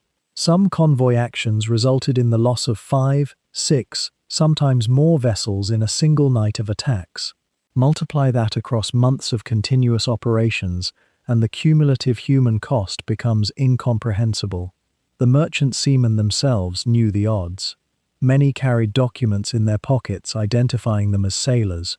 Wearing an identity disc would have been safer, but the distinction often made no difference to a German U-boat commander. The men who sailed these vessels were not soldiers, technically not combatants, yet they died in numbers that would have horrified populations that knew the truth. Allied governments were not keen on publicizing the scale of the losses, fearing panic among both merchant seamen and the general population. The exact numbers filtered out only gradually, through survivors' accounts and reports filed with insurance companies and shipping registers. The Type 9 boats operating during this period, names like U-boat 124, U-boat 125, U-boat 129, accumulated tonnage records that still seem almost fictional. One boat might claim the sinking of merchant vessels totaling 30,000 tons on a single patrol. Another would match or exceed that figure. These were not exaggerations in the sense of complete fabrication. The German Navy did conduct post-war analysis of these claims against actual merchant shipping records, and found that the commanders, in most cases, had actually sunk roughly what they claimed, though in the chaos of combat at night, some overestimates inevitably occurred, and vessels were sometimes claimed as sunk when they were merely damaged and later repaired, and occasionally, the same vessel was claimed by multiple U-boats. But the order of magnitude was genuine. The Type 9 boats were, for this period, extraordinarily effective weapons. The operational command structure under Admiral Karl Dönitz, operating from headquarters first in Kiel and then from the captured French base at Lorient, directed the boats with increasing sophistication. Radio contact was maintained between headquarters and the boats at sea, allowing commands to be transmitted, directing boats toward detected convoys, coordinating the movements of multiple submarines to concentrate attacks on high-value targets. This was revolutionary in naval warfare, the idea of a commander on shore orchestrating the movements of scattered vessels across thousands of square kilometers of ocean in real time. The system worked because German naval signals used the Enigma cipher, which the operators and commanders believed to be unbreakable. That belief was incorrect, but it would take time for the Allies to exploit the vulnerability. For now, in 1940 and through 1941, the communication system gave Dönitz and his commanders an information advantage that was incalculable.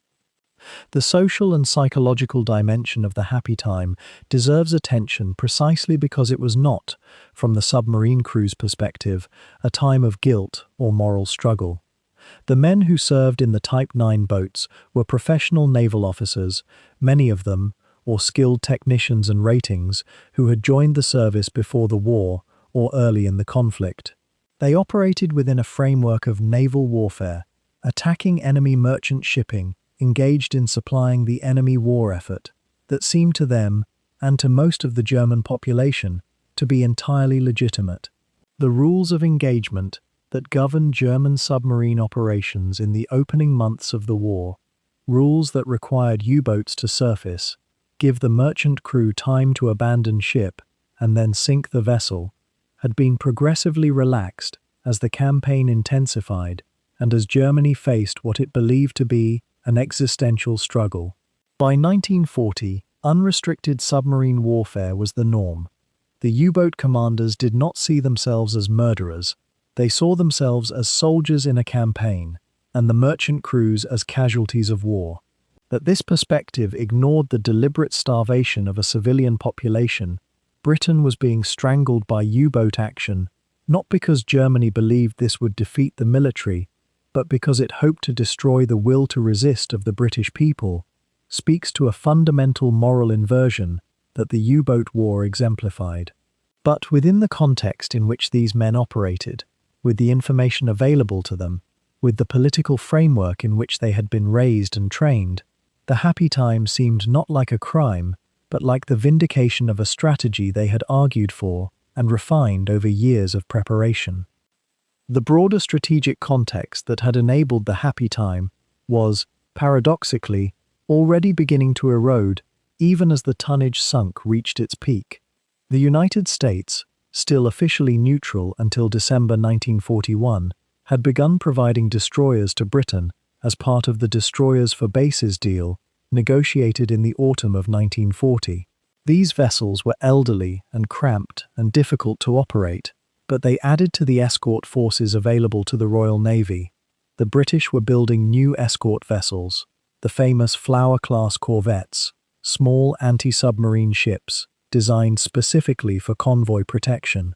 They were also beginning to receive the first radar-equipped escort vessels, radar sets that could detect a surfaced submarine in the darkness.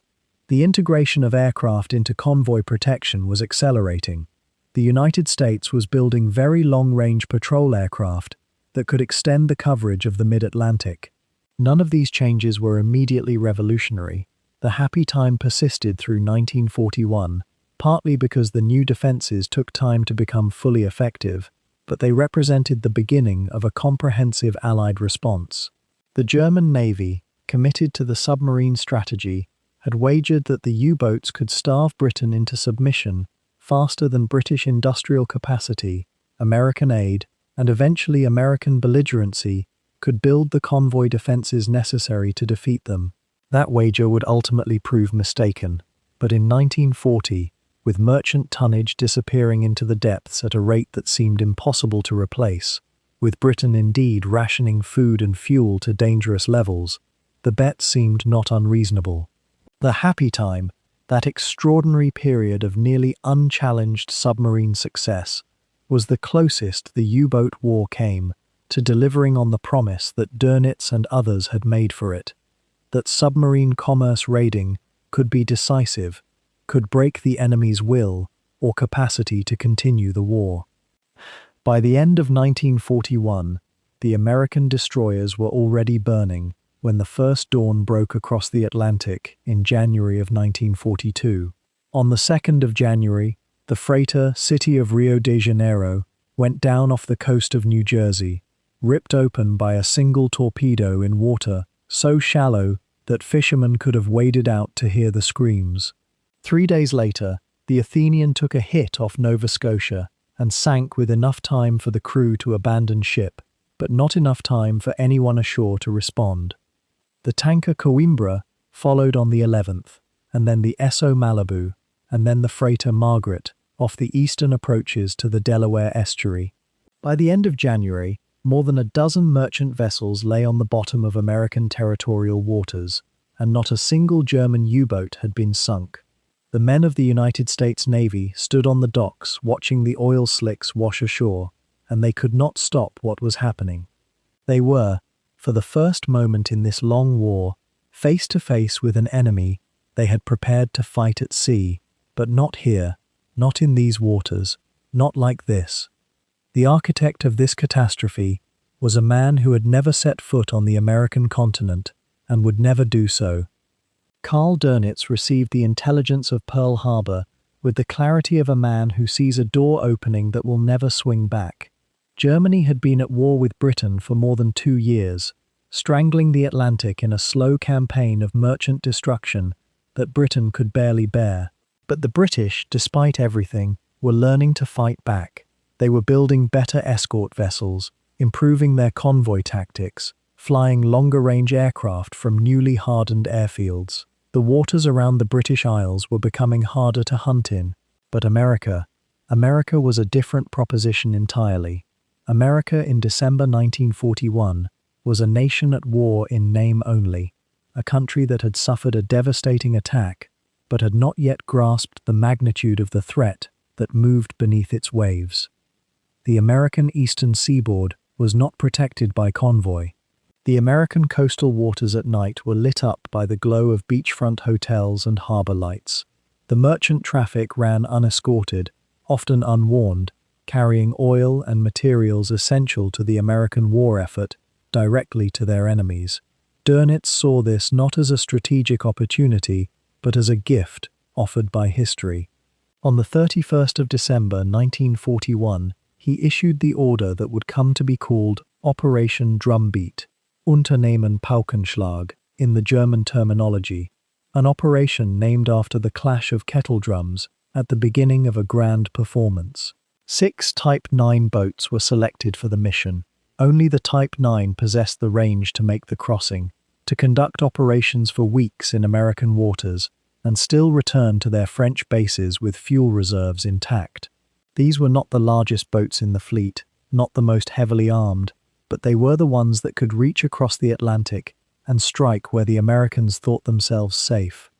The first wave of Paukenschlag boats sailed in early January, their hulls loaded with provisions for the voyage and with the ammunition that would arm them for the slaughter ahead. The crossing itself was dangerous. The waters of the North Atlantic remained contested, and a Type 9 transiting to America had to pass through the waters where British escorts and aircraft still hunted. But the boats that made it through emerged into a world almost entirely unprepared for their arrival. The first confirmed kill of the campaign came on the 11th of January, when one of the Type 9 commanders encountered the tanker Norness off the coast of New Jersey and torpedoed her in daylight, in shallow water, within sight of American land. The crew abandoned ship, scrambling into lifeboats as the oil tanker slipped beneath the surface, and rescue came from the shore because the Americans had not yet learned that even shallow water offered no protection. Over the next 3 weeks, as the January weather grew worse and the nights grew longer, the Type 9 boats crept down the American coast like predators into an overstocked pen. They operated in pairs sometimes, supporting one another's attacks, and they moved with the leisure of hunters who understand that their prey cannot flee. A tanker would be spotted on the surface. The U-boat commander would surface in darkness or haze and edge to within torpedo range, and then the moment would come. The single word transmitted through the boat, the wires connecting the firing circuits completing, and the rushing roar as 6,000 kilograms of steel and explosives punched through the darkness toward the target. The statistics that emerged from those first weeks were numbing. In January alone, more than 60,000 tons of merchant shipping were lost in American coastal waters, the vast majority to the Paukenschlag boats. In February, the rate of sinking accelerated. The Type 9 commanders discovered that if they moved far enough south, into the Gulf of Mexico and along the coasts of Florida, they could operate for even longer periods because the American air cover remained focused on the approaches to major ports. The standard merchant ship of the period carried a complement of more than 4 dozen crew members, and when a torpedo struck, the ship would settle into the water sometimes quickly, sometimes over hours, and the men aboard would pour into lifeboats and rafts, or they would jump from the deck and swim in the cold or warm water, depending on where they found themselves struck. The survival rate depended on distance to shore, on whether another ship in the convoy, except there was no convoy, could pick them up, on whether the U-boat commander chose to provide assistance or disappeared into the darkness to find his next target. Most commanders provided no assistance.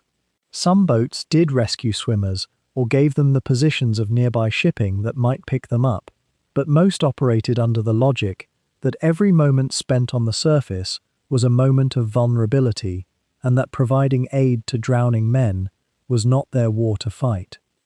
The American Navy's response was slow and chaotic. The Navy Department in Washington understood the crisis intellectually, but could not allocate resources fast enough to address it.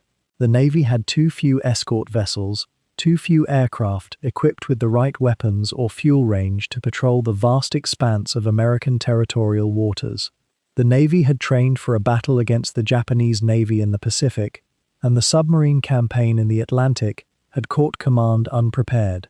The Navy's senior leadership, particularly Admiral Ernest King, who took command of the Atlantic Fleet at precisely this moment of crisis, was forced to begin from zero, to learn tactics and doctrine in real time, while merchant ships burned in the water within sight of the American shore. Convoys were instituted slowly and incompletely. Coastal blackout orders went into effect, dimming the lights that had illuminated the sky for the hunting German commanders. Merchant ships were armed with deck guns and anti-aircraft weapons, but these did little good against a torpedo attack. The most effective response came not from the Navy initially, but from the United States Coast Guard, a far smaller service that nonetheless managed to organize coastal patrols and begin collecting the survivors of merchant ship sinkings as they washed ashore or were picked up by rescue vessels. As the American defenses gradually stiffened through February and March, the Type 9 commanders noticed the changes. The attacks became harder to execute. More ships sailed in convoy with escort vessels. The waters at night grew darker. Aircraft began appearing with greater frequency, and the losses mounted. The first Type 9 to be sunk in American waters went down in March, after a successful patrol that had consumed merchant shipping for weeks. But the boat and her crew, numbering more than 50 men, would not return. The initial 6 boats of the Paukenschlag wave had accomplished their mission beyond Dönitz's expectations. They had sunk more than 60 vessels in a matter of weeks, destroying more tonnage than Dönitz had anticipated, and in the process, they had forced the American Navy and government to recognize the submarine threat with a clarity that no intelligence report could have conveyed. The ships were real, the threat was in the water, in American territorial waters, and every merchant vessel that sailed was in mortal danger. The success of Paukenschlag bred ambition. Dönitz dispatched additional Type 9 boats to American waters through the spring of 1942, and these boats ranged further afield, down to Florida, into the Caribbean, down the South American coast, to the waters off Trinidad, where the traffic of tankers bound for Europe offered rich targets. A Type 9 with a skilled commander could spend 2 months or more in these distant waters, sinking ship after ship, before the fuel situation demanded a return voyage to France. The boats operated at a tempo that strained their crews and their machinery, pushing the diesel engines and the men who tended them to the limits of endurance. But the results were undeniable.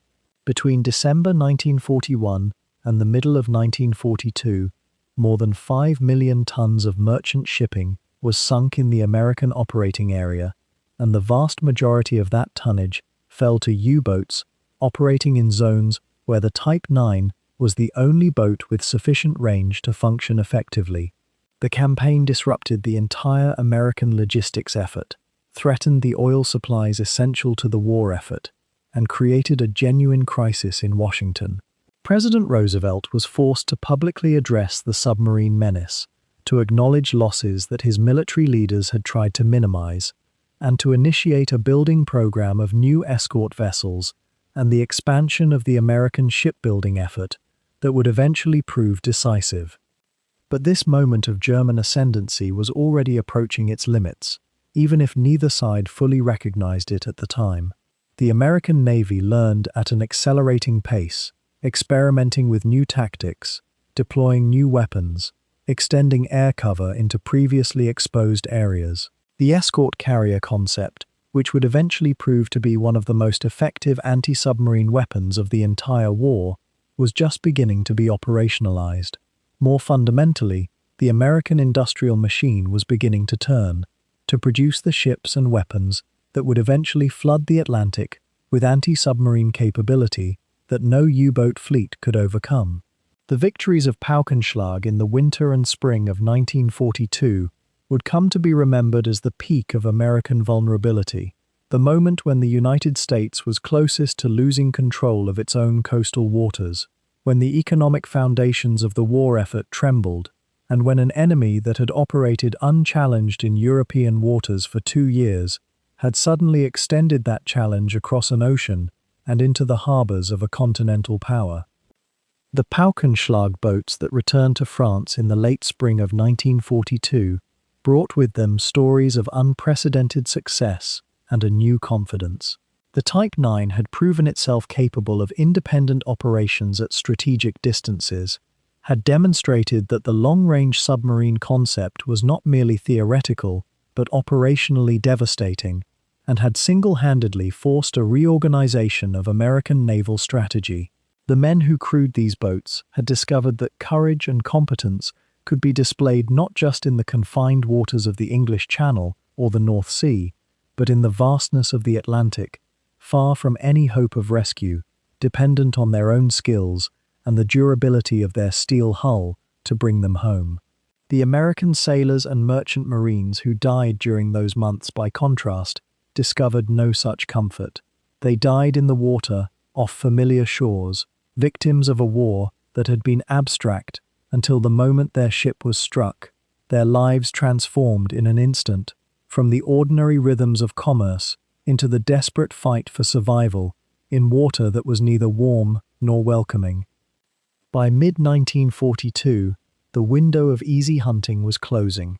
The American coastal defenses were becoming more formidable, the waters were crowded with escort vessels, and the Paukenschlag boats began to suffer losses that were no longer abstract, but concrete and terrible.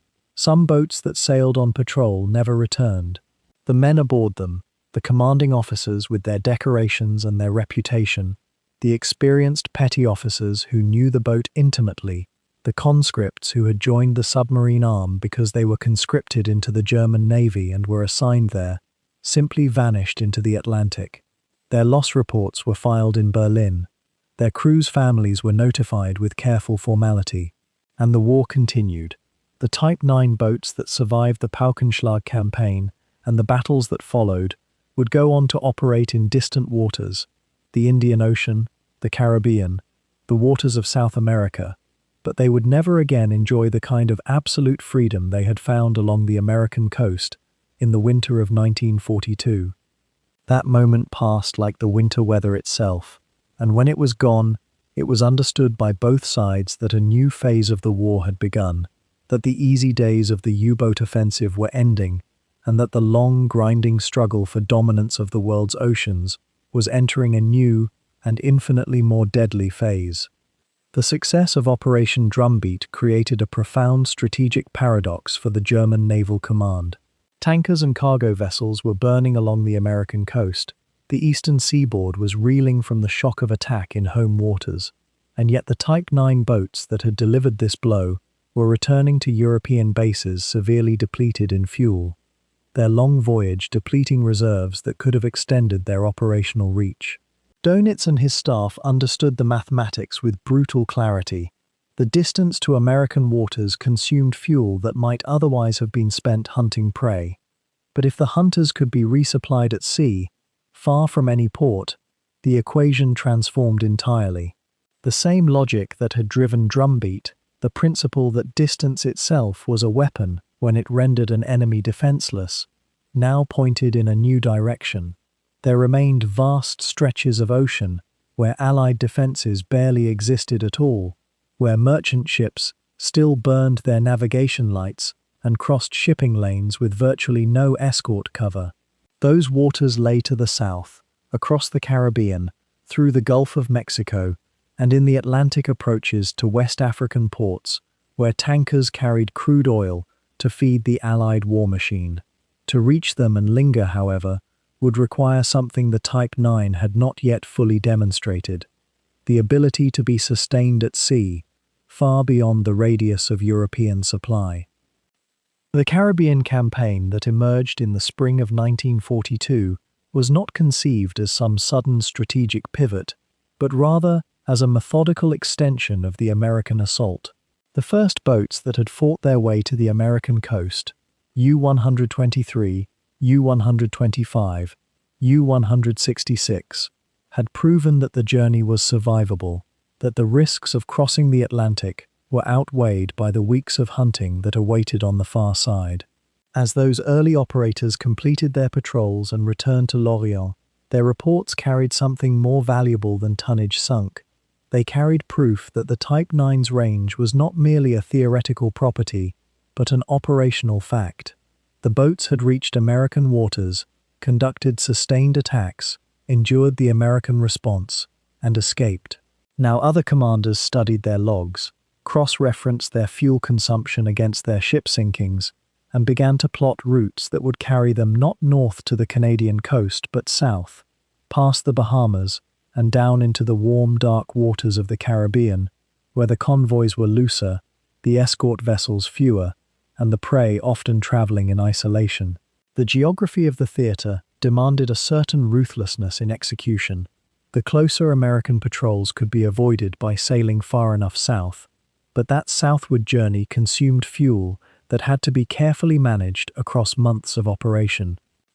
The IXC variant that became the workhorse of these southern campaigns represented a refinement in the eternal compromise between endurance and performance. Where earlier Type 9 boats had to balance fuel storage against speed and diving characteristics, the IXC model pushed that balance further toward extended range.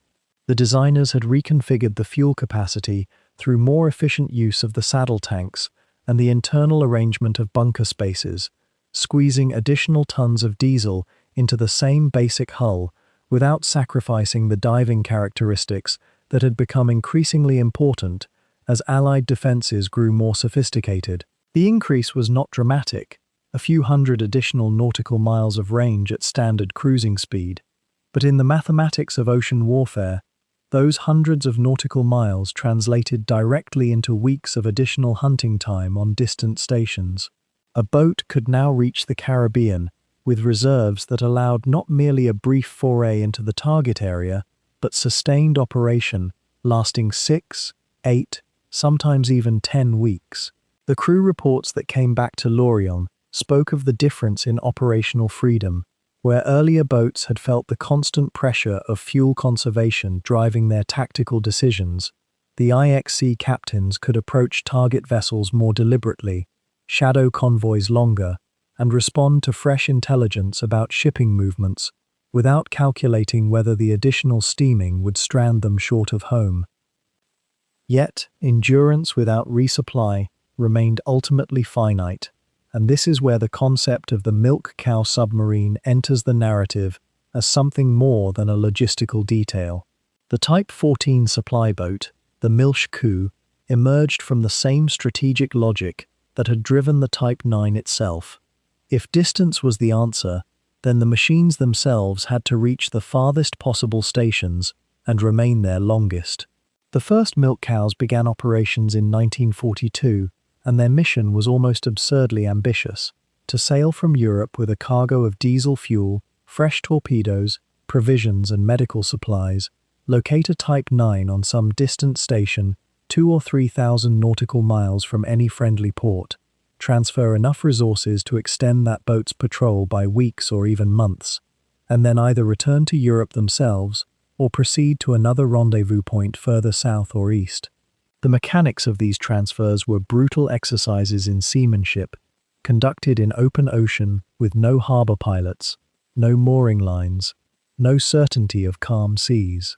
A rubber hose might run between the milk cow's exposed fuel manifolds and the receiving boat's intake, with men topside, exposed to the elements and to the possibility of air attack, the transfer proceeding gallon by gallon, while both vessels pitched and rolled, and the crews managed the delicate balance of buoyancy required to keep the boats stable alongside each other.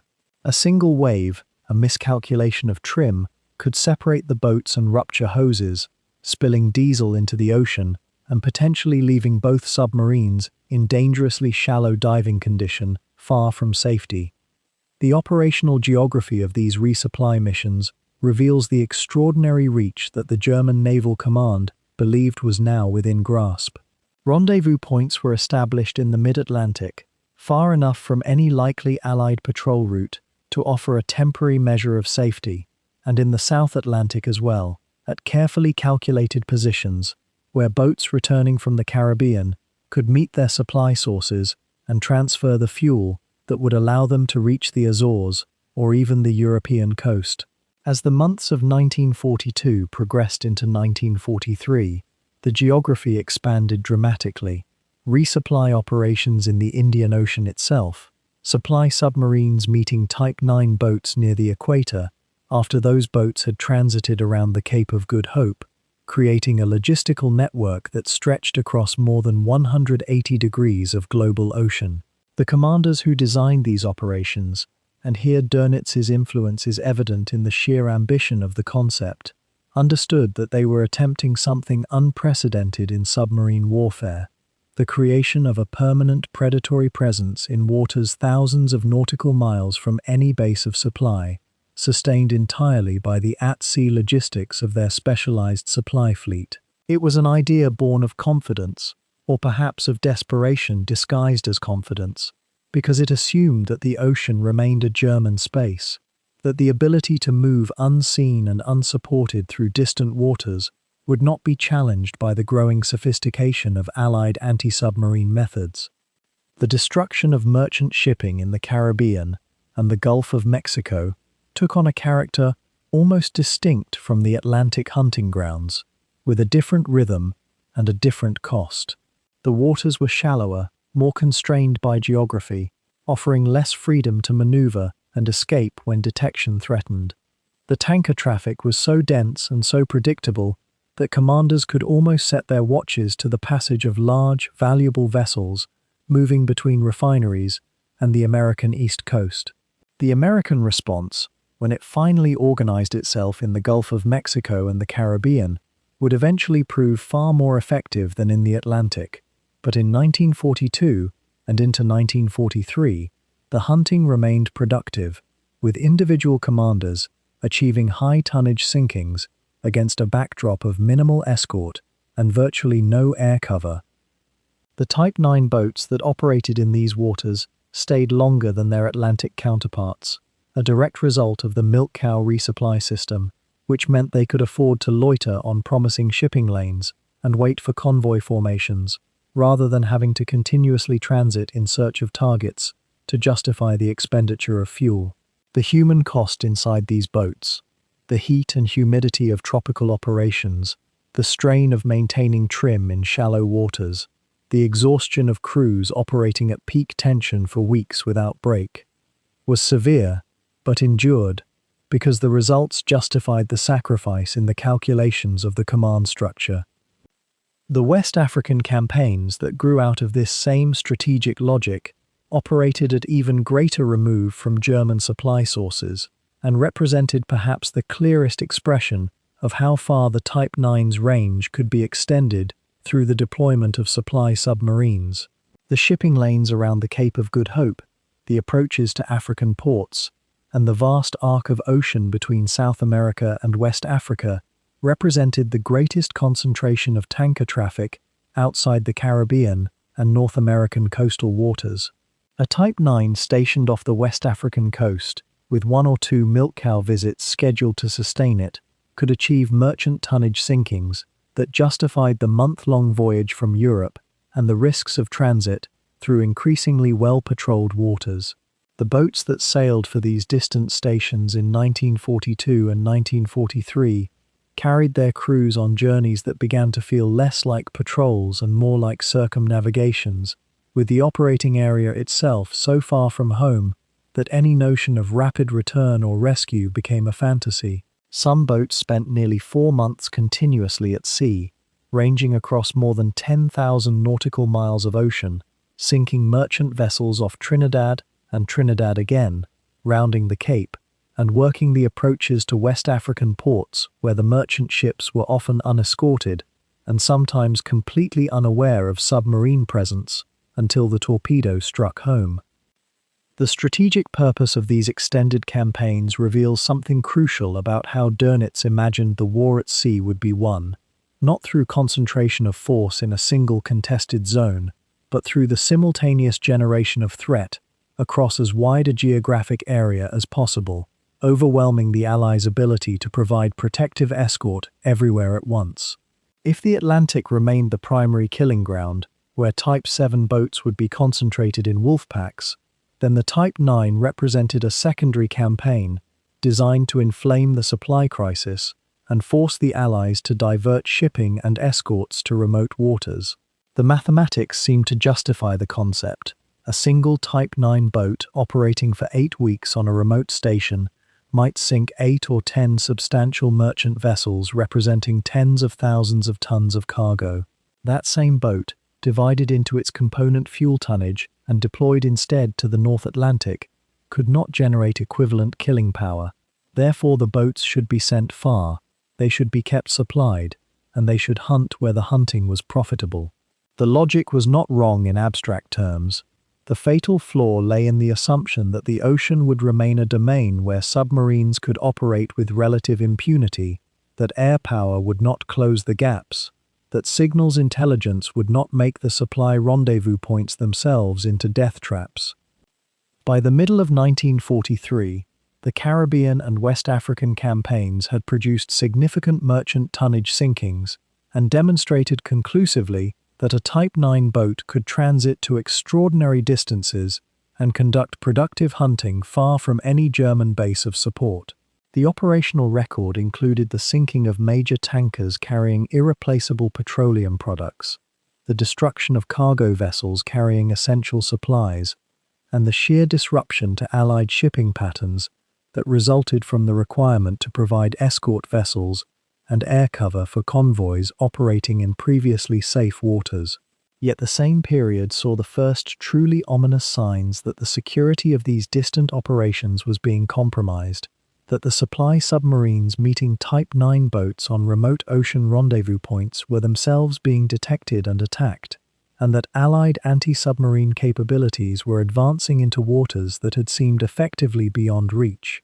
Some milk cow operations in 1943 ended in loss of the supply boat itself, with Type 9 boats unable even to complete their rendezvous, and instead having to begin the long journey home with whatever fuel remained in their tanks. The geography that had seemed to offer protection, the sheer distance, the remoteness from populated coastlines where air patrols might be based, began to reveal itself as a liability, because a submarine lost in the South Atlantic or the Indian Ocean was equally lost whether it was sunk by air power or by running out of fuel 200 nautical miles short of any friendly port. The individual stories of boats and captains who operated in these distant theatres reveal the extraordinary endurance that these campaigns demanded from crews who understood, with varying degrees of clarity, that they were being sent into an increasingly hostile environment to conduct operations whose strategic purpose was becoming detached from any realistic hope of German victory. Some commanders approached their long patrols as challenges to master, taking pride in the seamanship required to keep their boats functioning across months of unrelenting pressure, solitary hunting in vast oceans far from the rest of the fleet. Others reported that the monotony of the long journey south, the tropical heat that made the boat unbearably hot below decks, and the tension of extended patrol operations began to wear at their crew's morale in ways that the shorter, more intense Atlantic patrols never had. The loss of senior captains and experienced commanding officers in the Caribbean and West African theatres meant that newer, less experienced commanders were assuming authority on these distant stations, creating a feedback loop where the probability of tactical error increased precisely as the boats were being sent to increasingly hostile waters. The radio reports that came back to Lorient from boats operating off West Africa or in the Caribbean often carried a note of isolation that is almost palpable when read now. Crews reporting sinkings and their positions, with the full knowledge that help, if anything went wrong, was separated from them by 2,000 nautical miles of ocean and the active hostility of increasingly effective Allied anti-submarine forces. The final phase of these distant campaigns, running through 1944 and into 1945, became almost a caricature of the confident ambitions of 1942. Boats were still being sent to the Caribbean and West Africa, still receiving orders to conduct patrols that could last as long as 6 months, still being supplied by milk cow submarines whose own losses were mounting to catastrophic levels. Yet the hunting had become markedly less productive because the merchant shipping had been reorganized into tighter convoys with improved escort vessels, and because even in these distant waters, the possibility of aircraft appearing to disrupt a patrol had become a constant anxiety. Type 9 boats that had set out in 1942, expecting to operate in relative freedom, were now expected to conduct their patrols under the knowledge that an enemy aircraft could appear at any moment, that their only defense against air attack was crash diving and hoping the depth and evasion tactics would serve where they might not have in shallower waters near Europe. Some boats were fitted with additional anti-aircraft weaponry for self-defense, an adaptation born of desperation that would ultimately prove more often fatal than protective. The geographic ambitions that had seemed so grand in 1942 had contracted by 1944 into something far more grim: distant patrols conducted by crews who were being sent into the distance, not because the distance offered advantage, but because the situation was becoming untenable, even in nearby waters.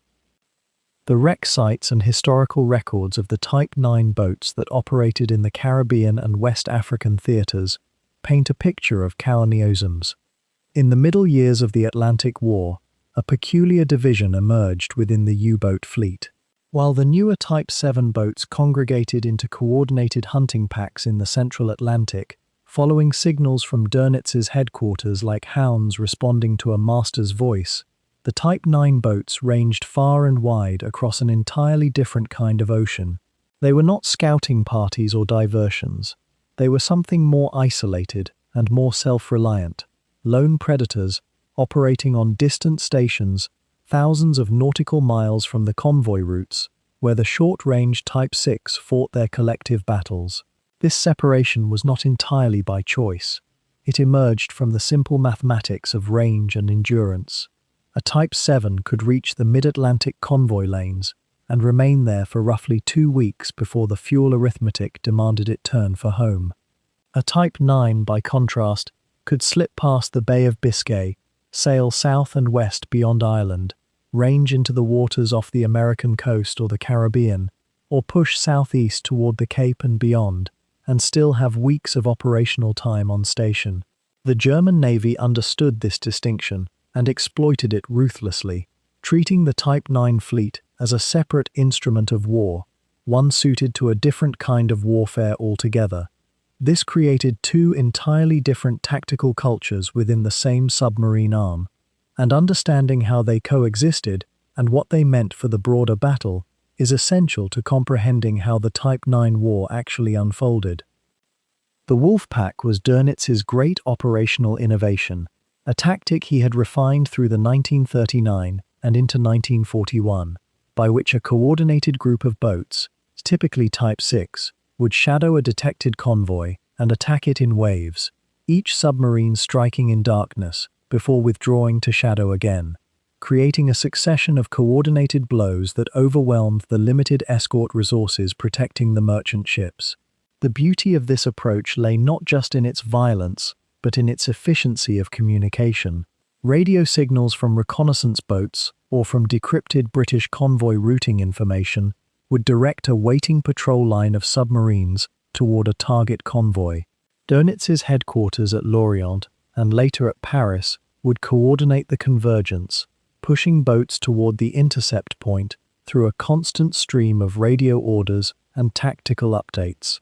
The system had to work through the wireless networks, because physical proximity was simply not otherwise possible. Submarines separated by dozens or hundreds of kilometers needed to know where the prey was being herded, and that knowledge had to travel through the ether.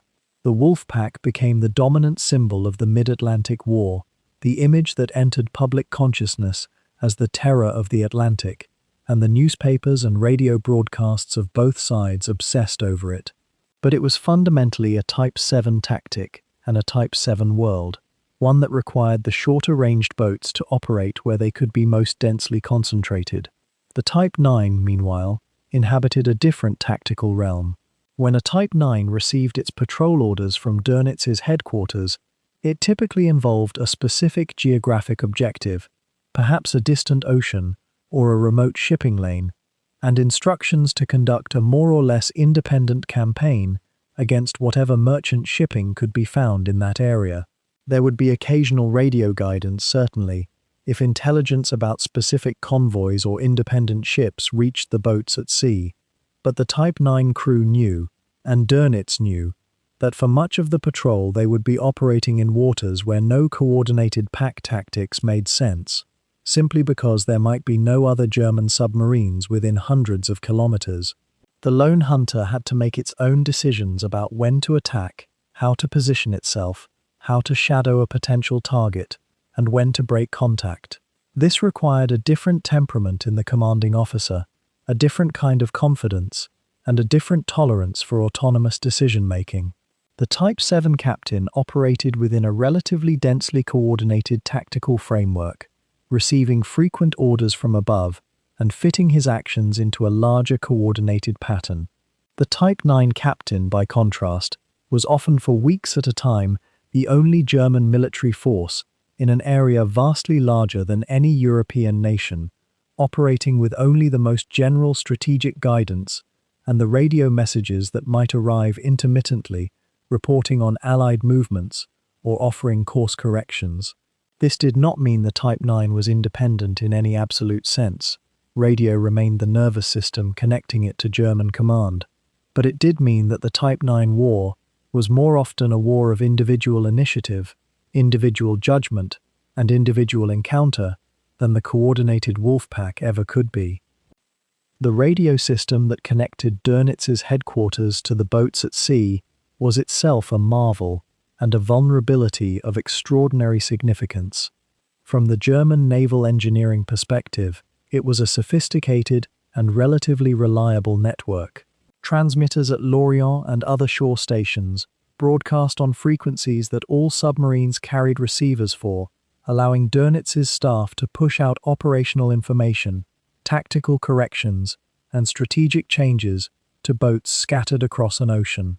The system allowed the U-boat arm to maintain a degree of central coordination despite the vast distances involved, to respond to intelligence about convoy movements or Allied shipping patterns, and to redirect boats toward targets of maximum value. For a command structure trying to wage a war across millions of square kilometers of ocean with a limited number of submarines, this radio network was not a luxury. It was the essential nervous system, without which the entire operation would collapse into isolated boat after isolated boat, pursuing its own targets without any larger strategy or coordination. The efficiency of this system impressed German naval planners and continues to impress historians of the war. It was among the most sophisticated military communications networks in operation in the Second World War, and it allowed Dönitz to orchestrate a genuinely strategic campaign across vast distances. But there was a fundamental and ultimately fatal problem with this system. Every transmission that a U-boat received could be intercepted. Every transmission that a U-boat sent back to Lorient could be intercepted and recorded. The more traffic flowed through the system, the more material was available to any enemy power that had invested in the capability to intercept and analyze it. By 1942, the British intelligence apparatus at Bletchley Park had begun to make genuine progress against the German naval Enigma machine used to encrypt U-boat communications. The story of this code-breaking effort is itself a massive and complex historical narrative, but for the purposes of understanding the Type 9 war, what mattered was a simple fact. German military communications that appeared to Dönitz and his staff to be secure were, in reality, regularly being read by Allied intelligence specialists thousands of kilometers away. The Enigma machines used by the German Navy underwent periodic modifications, and there were moments when the Allies temporarily lost their reading of the German signals. But particularly from 1943 onward, the breach of this communications security meant that convoy routes that had been carefully routed to avoid U-boat concentrations were sometimes known to be vulnerable, precisely because the order routing that convoy had been intercepted and read. Attacks that seemed mysteriously to have been anticipated by sudden escorts or course changes were anticipated because the attacking submarine's radio communications with headquarters had been read before the attack ever occurred. This vulnerability extended particularly to the Type 9 boats operating in distant waters. Their greater operational range meant they sent fewer radio messages overall. They were away from supporting stations for longer periods, but when they did transmit, they reported position, fuel consumption, target locations, and estimated date of arrival at distant patrol areas. All of this, if it could be intercepted and read, was extraordinarily valuable intelligence about where the Type 9 boats were going, when they would arrive, and what they planned to do once they got there. The Germans were not entirely oblivious to the possibility of communications compromise, but they were not alarmed enough by it. The theory behind the Enigma machine was, from their perspective, sound. The electromechanical rotor system created a substitution cipher that changed with every keystroke and was mathematically complex enough that the Germans believed no practical cryptanalytic attack could break it without possessing the actual machine and its rotor settings. The message key was changed regularly, rotor combinations were altered, and security procedures were tightened repeatedly throughout the war. German naval officers communicated over Enigma with what they believed was reasonable confidence in security, not realizing that the combination of mathematical brilliance, captured Enigma machines, and captured code materials at Bletchley Park had created a situation where the theory no longer matched the reality. The German Navy did periodically change the Enigma settings specifically used for U-boat communications, and at certain moments when they did so without Allied prior knowledge, the British and American codebreakers faced temporary blackouts where they could not read the traffic. But these blackouts were generally brief, and the basic vulnerability persisted. For the Type 9 boats operating in the Atlantic and beyond, this meant that the very communications network that allowed Dönitz to coordinate their operations was simultaneously a constant leak of information about where they were going, and what they intended to do. The implications of this security breach only became fully apparent to German naval leadership gradually, and even then, the understanding was incomplete.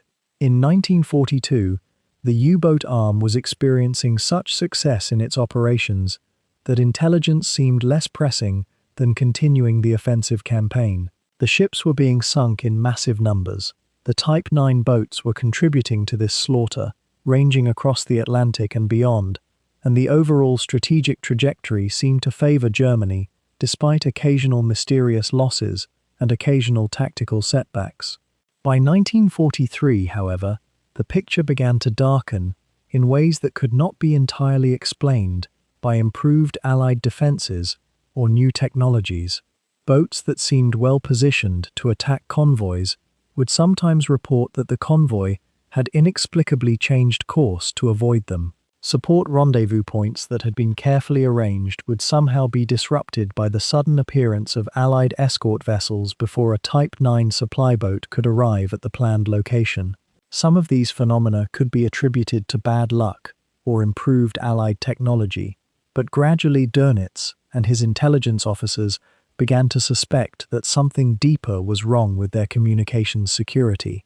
Investigations were launched. Suspicions fell on captured Enigma machines in British and American hands, but the Germans believed they had secured their system thoroughly enough that capture of a machine without its current rotor settings should not have mattered. This belief was technically correct, but practically catastrophic. Bletchley Park did not need the current rotor settings for every day of the war. The mathematical structure of the Enigma system was well enough understood that significant portions of the traffic could still be read even without the latest settings. And more importantly, the captured machines themselves allowed the codebreakers to understand the system deeply enough to attack it through other avenues. The daily reality of this intelligence warfare was invisible to the men inside the Type 9 boats as they pursued their patrols. A commander might receive a signal telling him to proceed to a specific position and await a convoy, and he would comply, not knowing that British intelligence had already directed the convoy away from that position. The boat would waste fuel, spend days on fruitless patrol, and eventually receive new orders directing it elsewhere. Or a boat might attack what seemed to be an unescorted merchant ship and be rapidly surprised by the arrival of escort vessels that the commander had no reason to expect. These surprises accumulated. They created a mounting sense of frustration in the U-boat service, a growing suspicion that something had changed in the balance of intelligence and luck that had favored them in the Glückliche Zeit of 1941 and 1942. By 1943, morale in the U-boat arm was beginning to suffer, not just from increased technological pressure, the new Allied radars and depth charges, but also from a more inchoate sense that the enemy somehow knew what they were planning before they planned it. Dönitz could not articulate this fear with complete clarity because he did not understand the source of the problem, and for a command structure built on radio communications, admitting that the communications system itself might be compromised was deeply difficult. How could you run a war if you could not trust your own communications? The answer was that you could not, and that recognition was still dawning on German naval leadership even as the Type 9 boats continued to sail. The tactical consequence of all this was a gradual erosion of the type of coordinated pressure that the German Navy had been able to exert in 1942. The Wolfpack operations, which depended entirely on the ability to transmit tactical information securely, became progressively less effective as the probability increased that attacking boats were being encountered by precisely positioned Allied escorts that seemed to arrive at exactly the right moment. A Wolfpack attacks a convoy, and the convoy seems to have been waiting for exactly that attack. Radio signals coordinate boats toward an intercept point, and Allied forces seem to have anticipated where the intercept would occur. By 1943, this pattern was repeating often enough that even experienced submarine commanders began to voice concerns about whether the radio frequency itself might be compromised. Dönitz and his staff took some of these concerns seriously, and they made repeated changes to communications procedures and Enigma settings, but without understanding the full scope of the problem, these measures, while helpful, were insufficient to resolve the underlying vulnerability. The Type 9 boats, operating in more isolated circumstances and less dependent on real-time tactical radio coordination, were less directly affected by this shift, but they were not immune to it. A Type 9 operating in the Indian Ocean or off the West African coast might receive fewer radio orders than a Type 7 in the mid-Atlantic, but it still had to transmit position reports periodically, still had to request new patrol orders or rendezvous instructions, and still had to coordinate with supply boats through radio signals. Every transmission was a potential leak. The irony embedded in this situation was profound. The radio network that had enabled the German submarine arm to achieve its greatest successes, the coordinated pressure of the Wolfpacks, the concentration of force against the richest shipping lanes, the ability to respond intelligently to intelligence about convoy routes, was simultaneously the mechanism by which that advantage was being systematically undermined. A submarine force operating without reliable long-distance radio communications would have faced impossible coordination problems. Dönitz would have been unable to orchestrate his campaigns, boats could not have been redirected toward targets of highest value, and the entire strategic logic of the U-boat war would have devolved into individualistic commerce raiding with no larger coordination. But a submarine force with radio communications that were being read by the enemy was running an even more fundamental problem. They were not receiving the benefit of the coordination they imagined they were achieving. They were, instead, broadcasting their intentions to an enemy who was listening and responding with an accuracy that eventually approached prescience.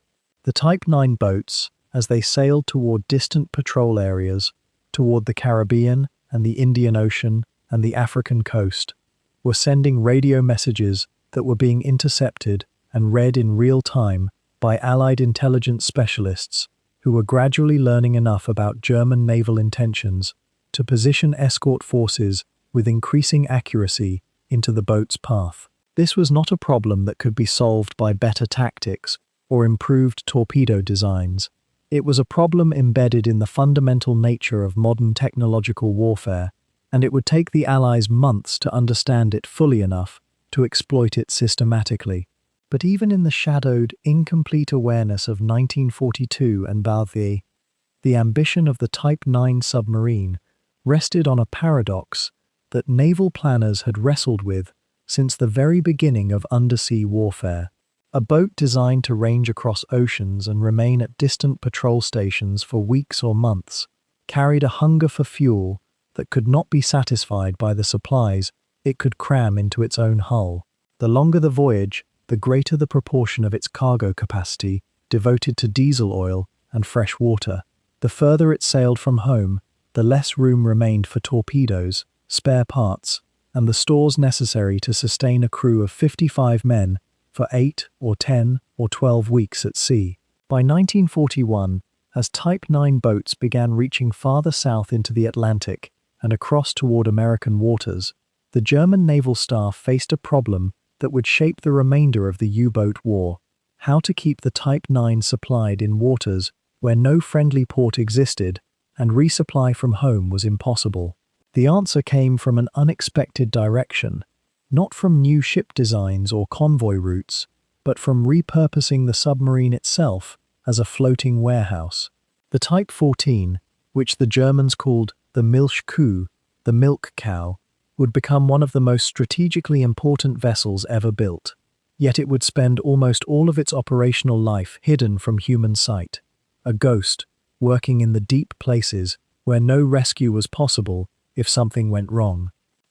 The Type 14 was not a fighting boat in any conventional sense, where a Type 9 carried up to 22 torpedoes and was built around the logic of a predator. The Type 14 surrendered nearly all offensive capability in exchange for cargo. The pressure hull was stretched longer to accommodate fuel tanks that could hold enough diesel to refill an entire Type 9 in the middle of the Atlantic. Massive external tanks ran the length of its hull like bloated sausages, making it wider, slower, and more difficult to maneuver than any other U-boat design. A Type 14 could barely make 12 knots on the surface, and perhaps 4 knots submerged, vulnerable speeds in a world where Allied hunter-killer groups were learning to move at twice that velocity. The boat carried only 2 torpedo tubes forward, a pitiful armament for a vessel nearly as large as the Type 9 it was designed to serve. But those compromises were deliberate sacrifices. The Type 14 was never meant to be a survivor in the deep places. It was meant to be a logistics lifeline, and it would fulfill that role knowing that its slow speed and heavy construction made it a target that, once spotted, would be nearly impossible to shake. The first Type 14, designated U-459, was launched in 1941 and entered service in 1942, arriving just as the Type 9 campaigns in distant waters were reaching their greatest ambitions. The mechanics of a supply rendezvous between a milk cow and a Type 9 illustrated the extraordinary seamanship required to wage war thousands of kilometers from any port. The 2 boats would rendezvous at a predetermined location in the deep Atlantic or the Indian Ocean, often in coordinates chosen for their isolation, but also for their navigational difficulty. On the surface, with both boats maintaining minimal cruise topside to avoid presenting any more silhouette than necessary to distant observers, the crews would begin the careful work of transfer. Heavy fuel hoses, sometimes more than 30 meters long, were rigged between the boats, secured to specialized fittings that had been welded to the hulls of every Type 9 built for long-range patrol. As the diesel began to flow through those hoses, moving from the bloated tanks of the milk cow into the cramped fuel tanks of the Type 9, both boats' engineers monitored the flow from inside, watching pressure gauges and balancing trim to ensure that neither vessel sank dangerously low in the water as the weight of fuel shifted. Simultaneously, on deck, torpedo handlers, often young sailors barely out of their teens, would carefully maneuver fresh torpedoes across the gap between the hulls, using a system of ropes and pulleys, passing them hand over hand, each one weighing more than 2 tons, each movement a potential disaster if wind, current, or sea state shifted unexpectedly. The work could take 6 hours or more for a complete resupply, 6 hours during which both boats were on the surface, both boats were stationary, both boats were visible to any Allied patrol aircraft that happened across them, or to any radio signal their transmissions might betray to listening ears ashore. The Type 14 crews understood the danger perfectly. The boat required larger crews than other supply submarines because the transfer operations demanded constant activity and expertise. The chief engineer and his diesel machinists monitored the fuel transfer with the intensity of men disarming a bomb. The bosun and his petty officers orchestrated the movement of torpedoes and cargo, calling signals across the wind and spray to crews balanced on narrow deck gratings. Radio operators, meanwhile, maintained contact with U-boat headquarters, sending position reports at regular intervals and listening constantly for any indication of approaching enemies. The atmosphere during a rendezvous was one of extreme alertness wrapped in mechanical efficiency. There was no room for hesitation or error.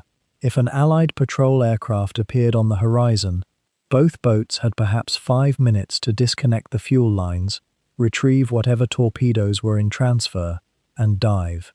If either crew made a mistake in that descent, if a valve was left open, if a torpedo was still being maneuvered when the dive order was given, the result was either a flooded boat that sank in minutes or an incomplete dive that left both vessels vulnerable to the aircraft's depth charges. The men who crewed these rendezvous operations were volunteers in a formal sense, but in the deeper sense, they were men who understood that they had stepped into the highest category of danger that submarine warfare offered. The supply operations worked with surprising efficiency during the middle years of the war, from 1942 through the middle of 1943. A single milk cow could resupply up to 5 or 6 Type 9s if the operations were carefully sequenced across a patrol season, which meant that the relatively small number of Type 14s built, never more than 10, with losses reducing that number further, could amplify the operational reach of the larger Predator fleet many times over. When a Type 9 departed its base in France for a planned 8 or 10-week patrol into the South Atlantic or the Indian Ocean, the crew could plan for a rendezvous with a milk cow at a point roughly halfway through the voyage, a point where fuel consumption had reduced their tanks by nearly half. At that rendezvous, they would take on enough new fuel to complete their patrol and return, along with fresh provisions, replacement parts, medical supplies, and sometimes even replacement crew members who had been stowed aboard the milk cow for transfer. The Type 9 would depart the rendezvous, replenished almost as completely as if it had returned to port. The problem, from the perspective of a German war planner, was that this elegant system depended entirely on the assumption that the rendezvous point would remain secret. The question was not whether the Allies knew of the milk cow operations. Intelligence reports from captured prisoners and radio intercepts had confirmed the basic concept by 1942. But whether the Allies could determine the actual locations where these rendezvous were occurring, the answer, as the year 1943 progressed, became increasingly clear. Allied cryptanalysts working in the intelligence centers of the Admiralty and the Navy Department in Washington had made substantial progress in breaking German naval codes, progress that was sometimes lost and sometimes recovered, but that, over time, gave the Allies an advantage they had never possessed before. Radio direction finding stations scattered across the Atlantic could triangulate the transmission source of any U-boat that broadcast to headquarters, and as the frequency of these transmissions increased during supply operations, the triangulation became more reliable.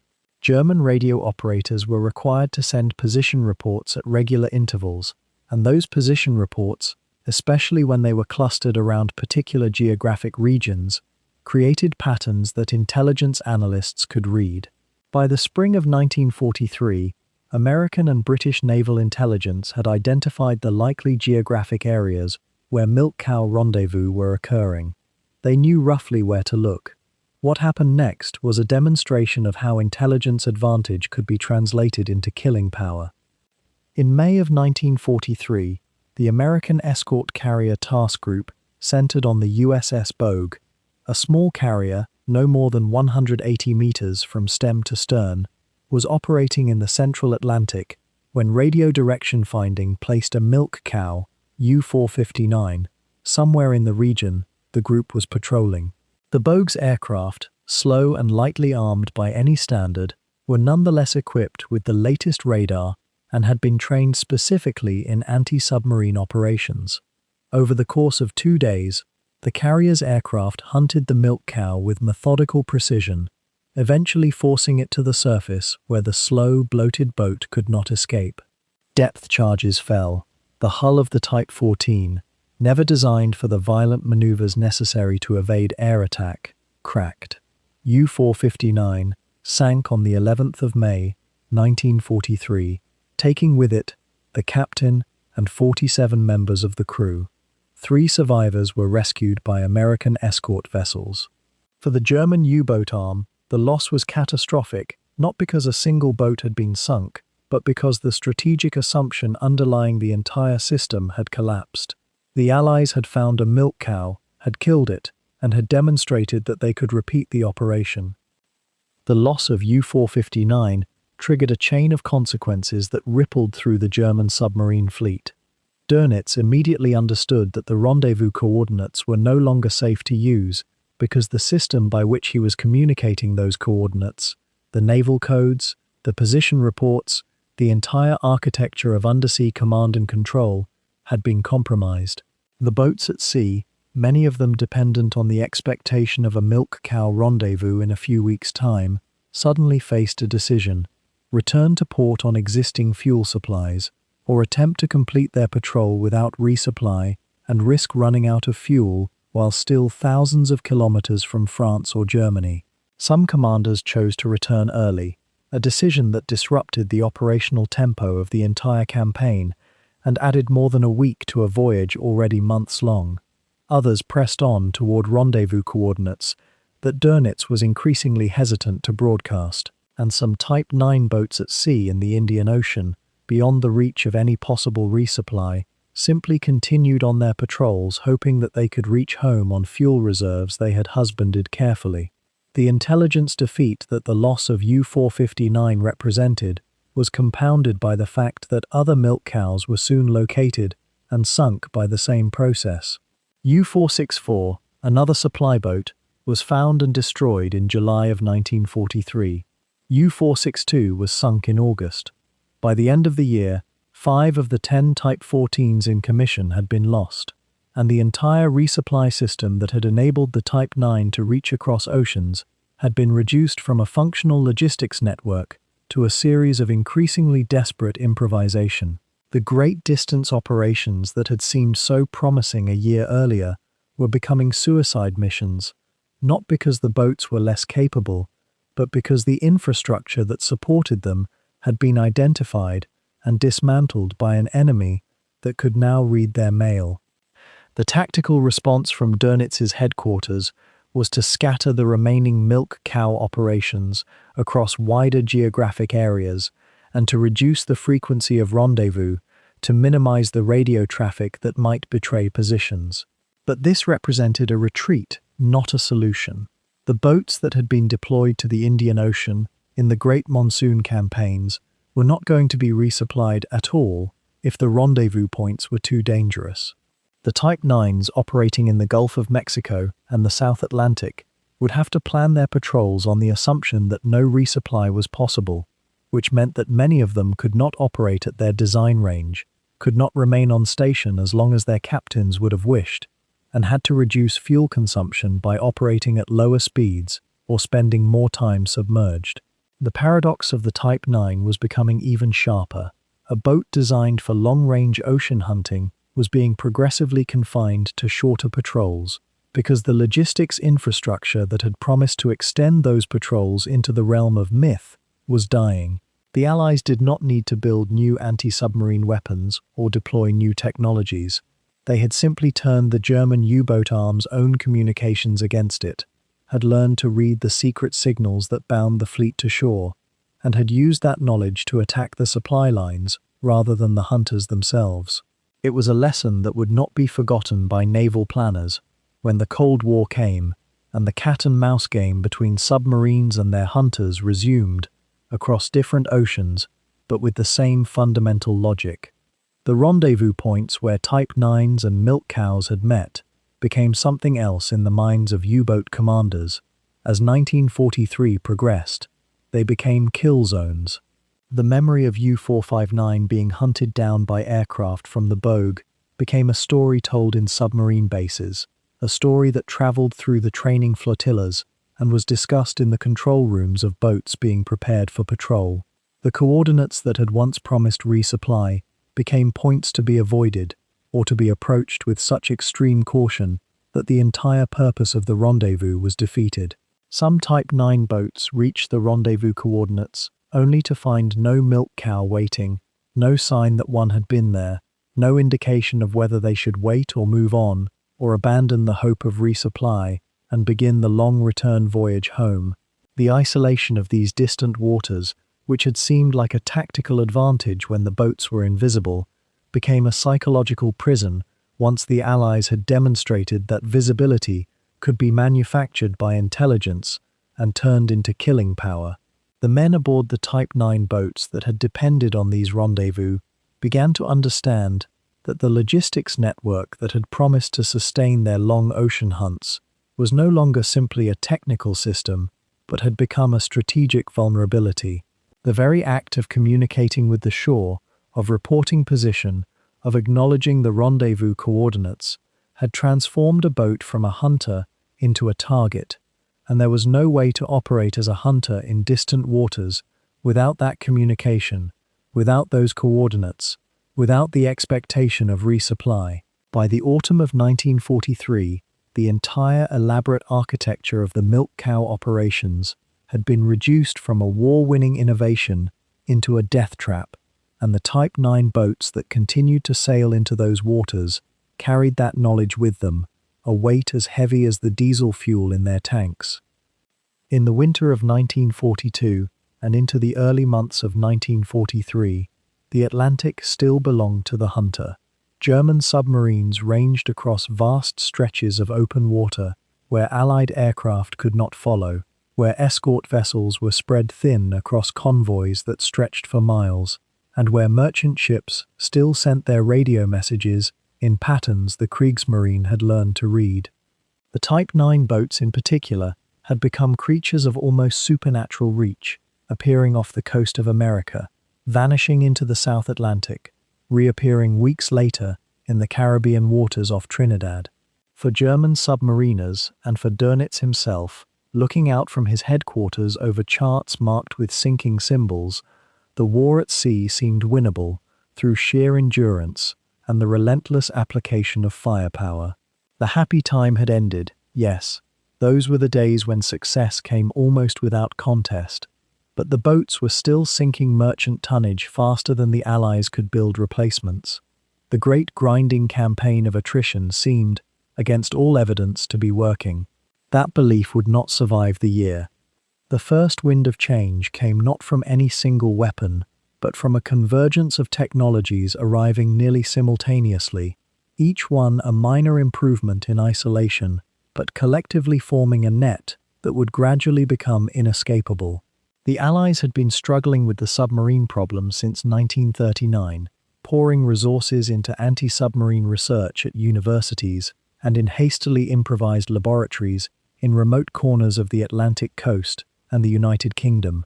They had improved their depth charges, the simple barrels of explosives that had been the only practical anti-submarine weapon since the First World War, developing new fusing mechanisms that could be set to explode at precise depths, allowing destroyers and corvettes to attack U-boats at depths where the pressure of the water made their hulls creak and groan, and rivets wept. They had developed head-throwing weapons that could send explosives beyond the stern of a vessel, allowing a ship to attack a submarine without passing directly over it and losing contact. These were not revolutionary advances, but they transformed escort work from a form of nearly blind fumbling to something approaching a genuine science. A well-trained escort group could now coordinate attacks that had a reasonable chance of bringing a U-boat to the surface or beyond it, to the cold and final darkness of the depths. But the real revolution was in the sky. Throughout 1942, the Allies had been racing to close what the submariners called the Black Pit, the stretch of mid-Atlantic, roughly 400 to 600 nautical miles wide, where no land-based aircraft could reach, and where a U-boat on the surface could operate with something approaching freedom. The existing aircraft used for anti-submarine work, Sunderlands and Catalinas converted from civilian transport roles, lacked the range to patrol this far, and they lacked the speed to catch a diving submarine. But the Royal Air Force and the American Army Air Forces had begun fitting these long-range patrol aircraft with a new type of radar, centimetric radar, operating on wavelengths short enough to detect the small profile of a surfaced submarine at night or in fog. The earlier radar sets, working on longer wavelengths, could be detected by German submarines equipped with warning receivers, the METOX devices that alerted a U-boat crew when they were being hunted. But centimetric radar could not be detected by the existing German receivers. A submarine on the surface at night, running its diesels to charge batteries and move toward or away from a target, would have no warning whatsoever that an aircraft was approaching, no opportunity to crash dive before a depth charge or a rocket projectile found its mark. By the spring of 1943, these aircraft began to appear with increasing frequency over the central Atlantic. A Liberator, an American four-engined bomber converted for maritime patrol, equipped with centimetric radar, could fly far enough to reach the operating zones where Type 9 boats conducted their cruises, could stay on station long enough to carry out a meaningful patrol, and could loiter above a convoy long enough to deter or detect an approaching U-boat. The very existence of these aircraft began to change the calculus of submarine warfare. A U-boat that would once have felt reasonably safe running on the surface in darkness now had to consider the possibility of sudden and lethal attack from an enemy it could not see or hear coming. Some boats began to rely on their new German radar warning receivers, the Flieger, hoping to detect the radar emissions from the hunting aircraft. But the Flieger was unreliable, and worse, by transmitting a signal to locate the aircraft, it broadcast the U-boat's own position to anyone listening. The hunters and the hunted were being drawn into an escalating technological arms race, each side learning and countering the innovations of the other. The closing of the mid-Atlantic air gap happened gradually, but the strategic effect was catastrophic. By May of 1943, there were enough very long-range patrol aircraft, the Liberators and the newer consolidated patrol bombers and the Sunderlands, operating from bases in Ireland, Iceland, Newfoundland, and increasingly from escort carriers and from North Africa, that the open ocean was no longer reliably open. A Type 9 running north from the Caribbean, with its tanks full and its next target selected, might surface in what it believed to be a safe operating area, only to discover, through a rain of fire from above, that nowhere was safe anymore. The depth charges and the rockets that fell from aircraft did not need to be particularly accurate. A near miss from a bomb could crack a hull, could drive a submarine down into water so deep that the pressure crushers could not be stopped. The experienced crews, the men who had survived multiple patrols, learned to keep their radio direction finding equipment constantly searching, constantly alert, and to calculate surface running time with obsessive precision.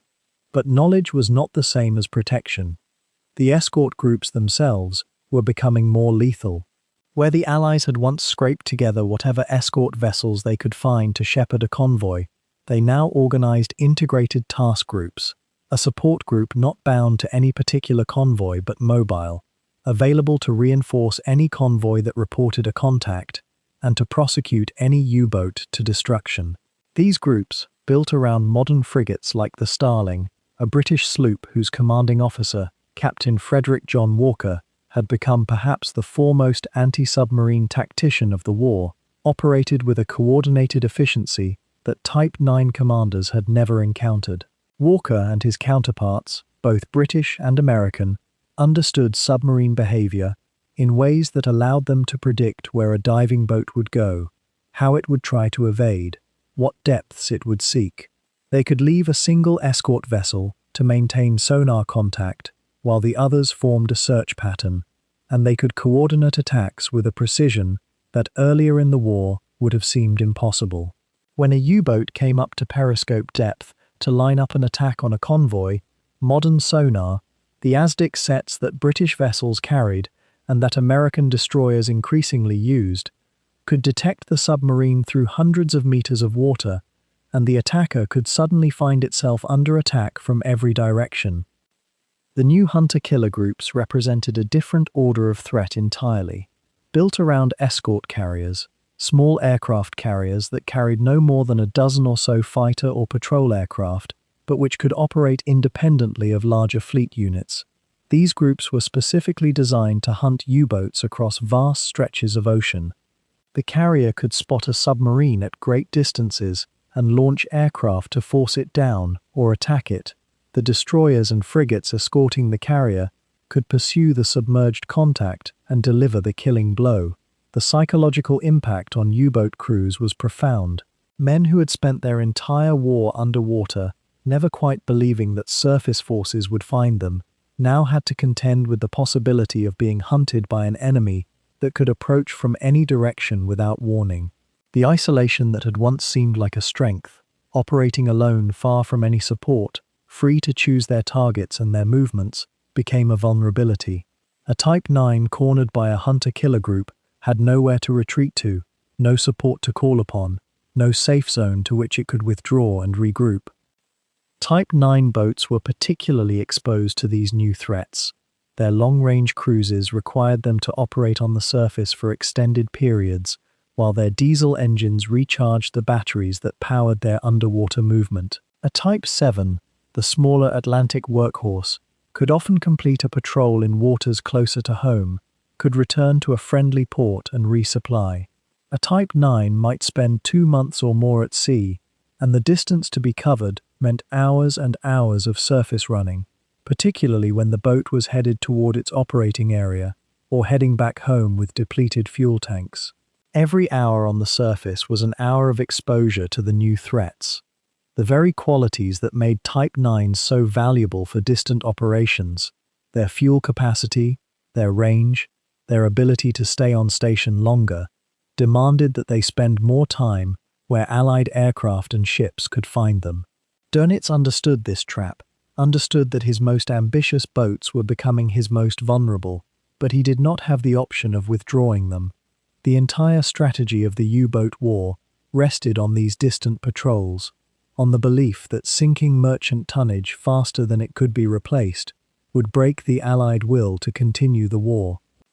Through the spring months of 1943, the losses began to mount. Not a catastrophic sudden collapse, that would come in May, but a steady, grinding increase in the number of boats that failed to return from patrol. U-boats that should have reported in their arrival at a rendezvous point sent nothing. Boats that were expected to surface in the Bay of Biscay on their way back to their home port never appeared. The operational records at Dönitz's headquarters began to fill with entries for boats listed as overdue, presumed lost. By April, the casualty rate was climbing toward a level that would have been considered catastrophic in peacetime. Men who had survived 3, 4, 5 patrols were increasingly not surviving a 6th. The commanders, the capitains who had built their reputations in the happy time, who had sunk hundreds of thousands of tons of shipping, began to develop a fatalism about their prospects. They wrote farewell letters to their families before departing on patrol, not knowing if they would survive to post them from some port on the Bay of Biscay. They undertook the endless routines of preparing their boats for patrol, with an understanding that the odds were no longer in their favor. The psychological effect inside the U-boat arm was devastating. Dönitz had always been a demanding leader, rigorous in his standards, and impatient with excuses, but he had also been a leader who understood his men and who earned their loyalty through the force of his personality and his evident commitment to their welfare. Now, as the casualty rates climbed, as boats that had been described as among the best in the fleet went missing, the faith began to fracture. Junior officers on the staffs at Kiel and at Dönitz's headquarters began to whisper that the campaign was unwinnable, that the boats should be withdrawn. Some commanding officers, men with entire crews depending on their decisions, began to report damage or fuel issues that meant delaying their departure, stretching out their time in port. These were not signs of cowardice. These were the rational calculations of men confronting a reality that their leaders seemed reluctant to acknowledge. Dönitz, for his part, issued orders emphasizing the importance of continuing the struggle, of maintaining the offensive pressure on enemy shipping, of never surrendering to the technical advantages that the Allies were gaining. The boats would keep sailing because the war demanded it, and because Dönitz believed that the only response to Allied advances was German determination. The turning point itself arrived in May of 1943, though no one recognized it as such at the moment it happened. A Type 9 boat, or a Type 7, or a Type 14 supply submarine, would depart on patrol from Lorient or Kiel or one of the other German submarine bases, and it would sail into waters where the hunters were waiting with their new radar, their new tactics, their hunter-killer groups working in patterns designed to systematically sweep through the operational zones and destroy anything German they encountered. Some boats would sink a ship or two before they were found. Some would be destroyed before they even encountered an enemy convoy. By the end of the month, the U-boat fleet had lost more boats than Dönitz had lost in any previous month of the entire war. The operational records filled with names of boats presumed lost, with the grim notations of commanding officers who would not be returning from patrol. For the first time, the question ceased to be whether Germany could win the submarine war, and became instead whether the U-boat arm could survive at all.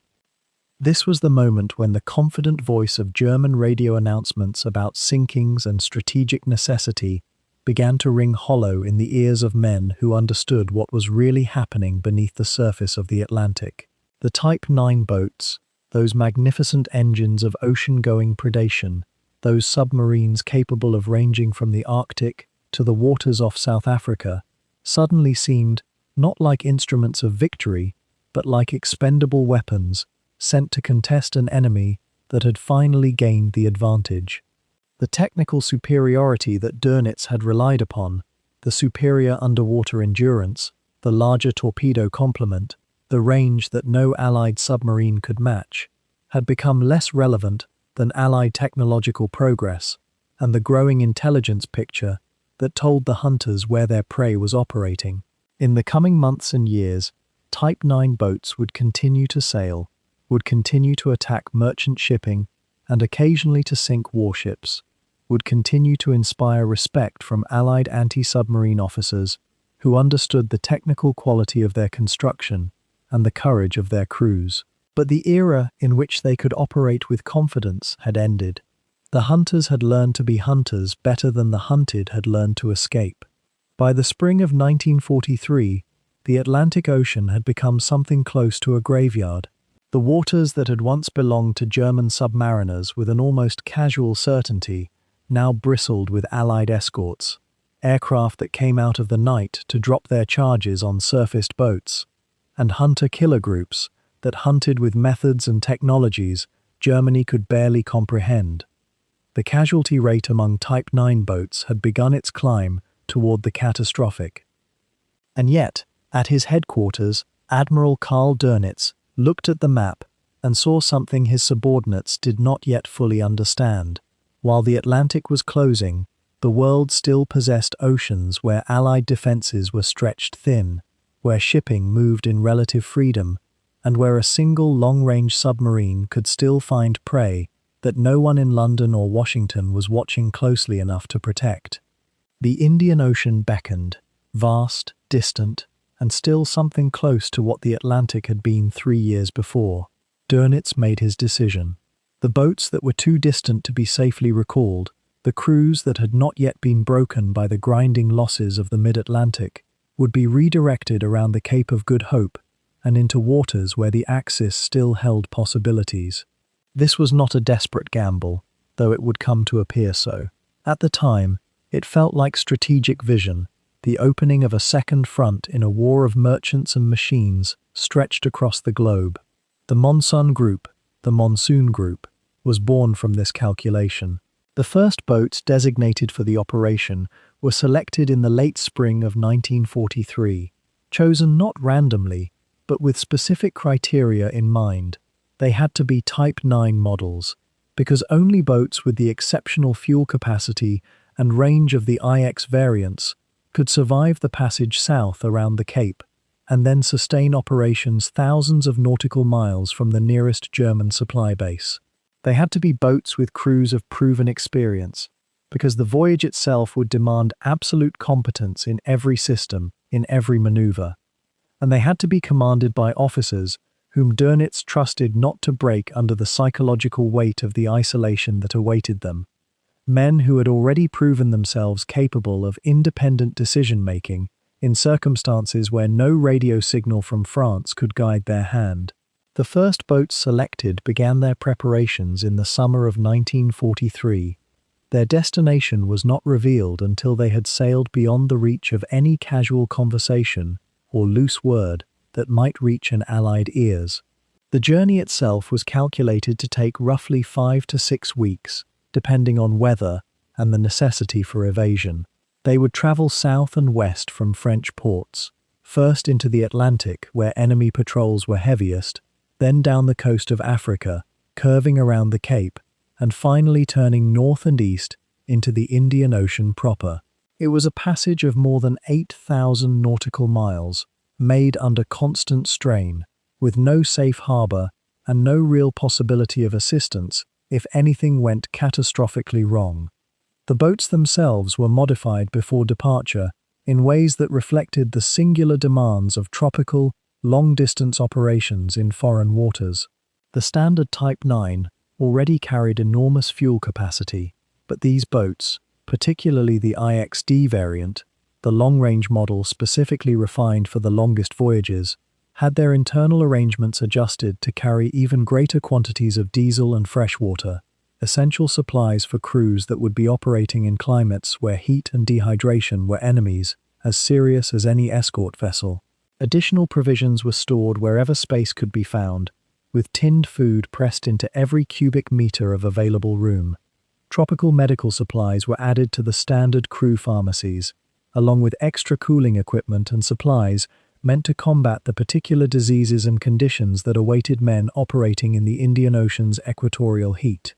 Some boats received special cryptographic equipment to handle signals traffic that might be relayed to and from Japanese commanders, representing the extraordinary distances that now separated the command from the operational realities unfolding at sea. The crew complement was sometimes adjusted downward, reducing from the standard 56 men to perhaps 52 or 53, a calculation that gained cubic meters of storage space at the cost of making an already punishingly cramped vessel even more claustrophobic. These men knew, as they prepared the boats for departure, that they were undertaking something unprecedented in the history of submarine warfare, a voyage into the furthest reaches of German naval power, to waters where they would be more alone than any U-boat crew had ever been. The passage south was a crucible, the first element of the journey, sailing from the Bay of Biscay down the Portuguese coast and into the deep Atlantic, was actually the most dangerous phase in terms of immediate contact with enemy forces. Allied air patrols and escort groups were concentrated in these waters, hunting for exactly the kind of boats that were attempting to slip south. Commanders had to balance the imperative of speed, getting south and away from the primary patrol zones as quickly as possible, against the need to avoid detection. This meant careful use of radio silence, meticulous attention to the boat's trimming, so that no excessive wash or disturbance would catch the eye of an aircraft observer, and sometimes the nerve-wracking necessity of diving deep and holding position while enemy ships or aircraft passed overhead. The farther south the boats traveled, the less densely packed became the Allied patrols, but new dangers emerged. The waters around the African continent held their own threats: irregular naval forces, merchant vessels armed with defensive armaments that had surprised more than one German captain, and the simple hazard of navigation in waters where charts were less precise than those available for the Atlantic. By the time the boats approached the Cape of Good Hope, they had been at sea for nearly 4 weeks, their crews sustained on monotonous tinned rations, operating under water discipline where every action was conserved because the boat was entirely self-contained, dependent on no supply, supported by no distant base. The men had slept poorly, eaten worse, and maintained the machinery of the boat through pure professional habit and the knowledge that the slightest mechanical failure might become a death sentence in waters so remote that the idea of rescue was almost theoretical. The journey around the Cape itself presented navigational and psychological challenges unique among submarine operations. The Cape of Good Hope, the point where the Atlantic and Indian Oceans meet, is notorious among surface sailors for its towering seas and unpredictable currents, and for a submarine, even a large one like the Type 9, the conditions were harrowing. The boat would be making the turn from southbound to eastbound, altering course at one of the ocean's most violent meeting places, with no possibility of requesting assistance and no alternative route. Commanders had to approach the passage with absolute confidence in their boat's ability to handle heavy seas while submerged, trusting their crew's skill at the diving planes and their ability to hold depth even when the water above them was in turmoil. Some boats made the passage in relatively calm conditions, while others encountered the full fury of the Cape's weather and had to endure days when the crew could feel the vessel being buffeted, when the sense of the ocean's immensity pressed down on every man, and when the only psychological comfort was faith in German engineering and in the seamanship of the commanding officer and his senior crew. Once past the Cape, the boats emerged into the Indian Ocean proper, and the character of the voyage changed entirely. The water grew warmer, the skies clearer, and the sense of isolation became almost spiritual. Behind them lay more than 3,000 nautical miles of open ocean.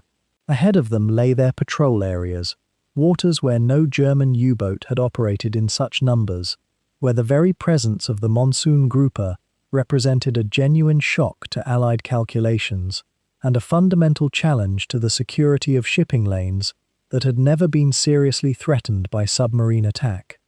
The operational areas assigned to the Monson Group stretched across an extraordinary geographic range. Some boats were directed toward the eastern coast of Africa and the Arabian Sea, waters used by convoys traveling around the Cape toward the Suez Canal, or by vessels coming from the Indian subcontinent, carrying supplies for the Allied war effort in North Africa and beyond. Other boats were assigned even more distant stations, sailing across the Indian Ocean toward the Strait of Malacca and the waters around the Dutch East Indies, where they were intended to cooperate with Japanese forces and attack shipping that supplied British operations in Burma and the Far East. The distances between patrol areas were measured in weeks of sailing time. A Type 9 deployed to the Strait of Malacca was operating roughly 7,000 nautical miles from the nearest friendly port, Penang, held by the Japanese, and roughly 11,000 nautical miles from the only German naval facility that might theoretically provide assistance, which was located at a small Japanese naval base. This was submarine warfare in its most isolated form. The commanding officer was genuinely independent, not merely in the tactical sense. Any submarine commander far from base must be independent, but in a deeper way. Radio contact with Dönitz's headquarters became sporadic, unreliable, and increasingly dangerous as Allied signals intelligence improved. A long radio transmission could give away the boat's position to direction-finding equipment now routinely operated by British and American vessels. The commander had no option but to navigate by his own judgment, to make decisions about where to hunt based on the information available to him alone, and to interpret standing orders in the light of conditions that headquarters could only guess at from thousands of miles away. The environmental challenge of operating Type 9 boats in tropical waters was more severe than the official histories often acknowledge. The crews were men trained in the Baltic and the Atlantic, acclimated to temperate climates, equipped with diesel-powered submarines, designed and built in Northern Europe. The Indian Ocean in the tropical belt presents temperatures that routinely exceed 35 degrees Celsius, and the air inside a surfaced submarine in those conditions can reach 40 degrees or higher. Water condensates on every surface: the periscope tubes, the pressure hull, the diesel engines, every bulkhead and pipe. The combination of heat and humidity created an environment in which men lost weight despite receiving adequate calories, in which skin infections spread through the crew despite efforts at hygiene in a boat where fresh water was rationed for drinking and washing, and in which the mental strain of knowing that rescue was impossible if the boat was damaged or disabled created a grinding psychological pressure that manifested in exhaustion, reduced alertness, and a particular kind of despair that did not announce itself loudly, but instead crept through the boat like the constant moisture. Sleep became nearly impossible during tropical daylight hours, and the abbreviated night watches, the only time when men could rest in some degree of coolness, were often interrupted by alarms, battle stations, or the ordinary emergencies of keeping the boat operational in climates that corroded materials and accelerated the decay of systems. The cooks, working in galleys that were already the hottest compartments in the boat, had to prepare meals without the benefit of proper refrigeration, relying on salt-preserved provisions that required careful preparation and created meals that men ate as fuel rather than food. Officers maintained discipline and routine despite understanding that their crews were operating under conditions that tested the limits of human endurance in ways that the Atlantic, for all its dangers, had not. The strategic purpose of the Monsun-Gruppe campaign was grounded in a calculation about stretched resources. The Allies had learned to defeat the Type 9 in the Atlantic through the deployment of forces specifically designed to hunt submarines, escort carriers, escort destroyers, long-range aircraft. These forces were concentrated where the threat was greatest, which meant they were concentrated in the Atlantic and the waters around the British Isles. By deploying Type 9s to the Indian Ocean, Dönitz reasoned, Germany could force the Allies to dilute their anti-submarine effort, perhaps pulling some escort vessels or aircraft away from the Atlantic to address the new threat in the east. Even if this did not occur, the boats themselves would inflict significant damage on Allied shipping in waters where defenses were demonstrably thin. The Japanese, Germany's ally, had been requesting German U-boat assistance in the Indian Ocean, and the Monsun-Gruppe represented a tangible response to that request, a visible expression of a strategic partnership that was increasingly difficult to maintain as the war's trajectory became more clearly unfavorable to both nations. There was also, perhaps, an element of pride in the decision. The U-boat arm was losing the Atlantic War, and the certainty of that defeat was becoming harder to deny with each passing month. The Indian Ocean campaign offered a chance to demonstrate that German submarines could still hunt effectively, could still accomplish their mission, could still claim victories in waters where the Allies would not expect to find them. This was not a strategic victory in any meaningful sense.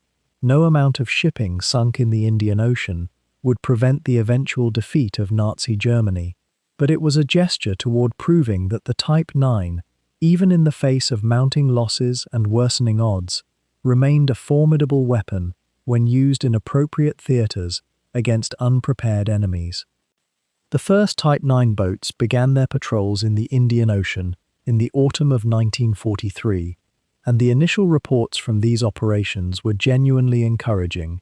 Merchant shipping in these waters had not been militarized to the degree that Atlantic convoys had. Escort vessels were fewer and less well equipped with the latest anti-submarine technology. The air cover, while improving, was still sparse compared to the density of patrols in European waters.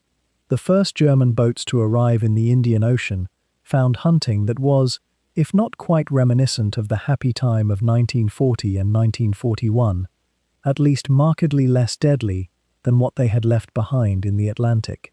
Ships were sunk, tonnages were recorded, and the reports that filtered back to German headquarters through irregular radio contact created the impression that the campaign was vindicated. The boats spread out across the vast ocean, some remaining in the Arabian Sea and the waters of the African coast, others pushing further east toward the Malacca Strait, and still others taking up stations along the primary shipping routes between the Cape of Good Hope and the Indian subcontinent. These patrols lasted months. Some boats remained on station for 5 or 6 months before beginning the long return voyage home, stretched out across a space so vast that it was almost beyond comprehension. The crews aged visibly during these patrols, not merely in their appearance but in their psychological state, the accumulating weight of isolation, heat, uncertainty, and separation from anything remotely resembling home or support. The cooperation with Japanese forces that had been envisioned as a central element of the Monsun-Gruppe campaign proved far more complicated in practice than in theory. The Japanese were not always welcoming to German submarine operations in their assigned waters, and there were incidents in which Japanese naval forces treated German boats with suspicion or hostility. Intelligence sharing between Germany and Japan was inadequate, and the two nations operated with fundamentally different submarine doctrines and priorities. Japanese submarines were being used for supply runs and reconnaissance rather than commerce raiding as intensively as the Germans, and there was little genuine integration of the two nations' submarine warfare efforts, despite the strategic intent.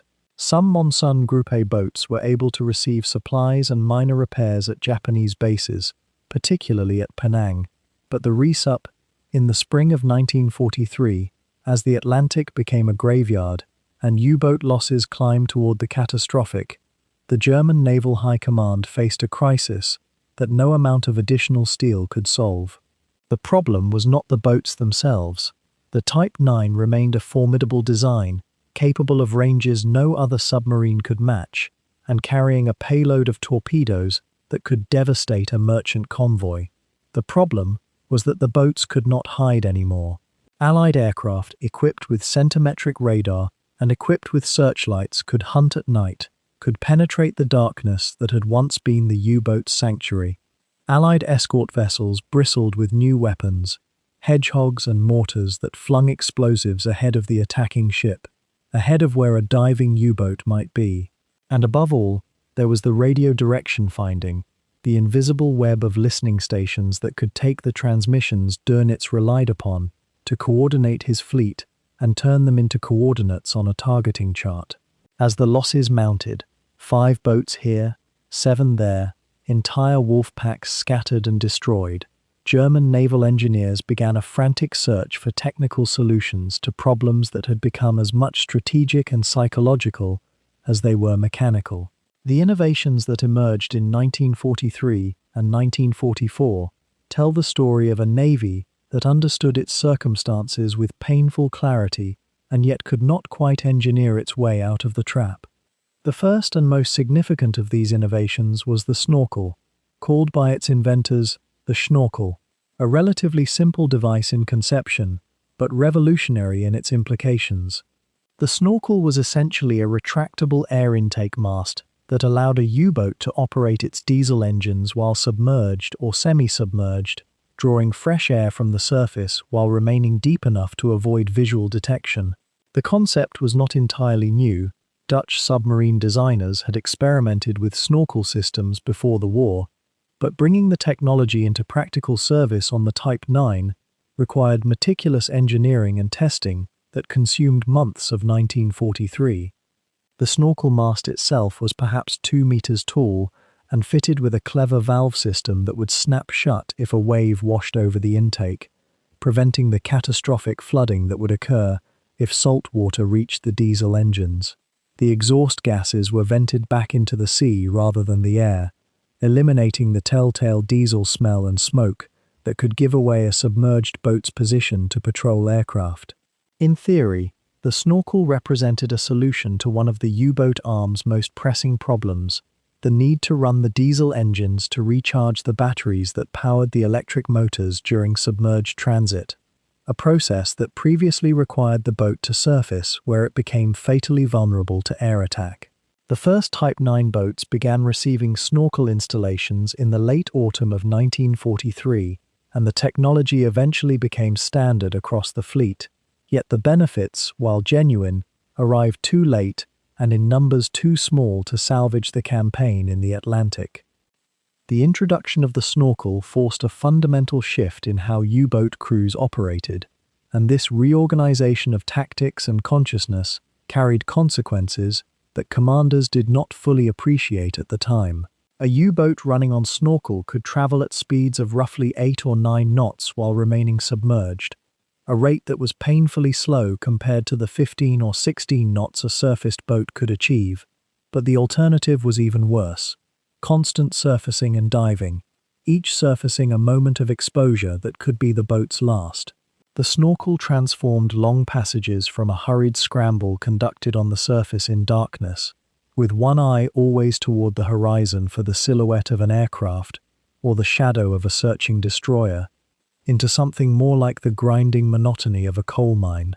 Diesel engines running at full throttle through a tube that was barely adequate for the purpose filled the boat with noise and heat.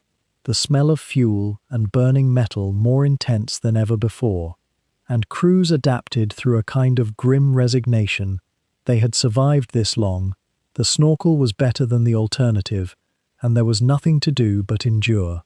The mast itself was a vulnerability in its own way, a thin tube that could be spotted by an attentive observer or swept clean from the hull by a piece of wreckage, and numerous boats were lost when a snorkel mast jammed or flooded, or when the valve system failed and seawater poured into the diesel compartment, drowning the engines and leaving the boat helpless. The snorkel was not a solution. It was a partial answer to a problem that had already spiraled beyond the capacity of any single innovation to reverse. Alongside the snorkel came a more desperate response to the threat from the air, the decision to outfit U-boats with heavier anti-aircraft weaponry, and in some cases, to fight back rather than dive. This represented a fundamental reversal of submarine doctrine that had governed warfare since the earliest days of the underwater craft. A submarine's power lay in concealment, in the ability to approach unseen and strike, then vanish beneath the waves. To remain invisible was to remain alive. Yet as aircraft became more sophisticated and more numerous, and as the ability to detect a diving U-boat with active sonar improved, some commanders and planners began to argue that perhaps a U-boat might survive longer by staying on the surface and fighting, trading concealment for firepower.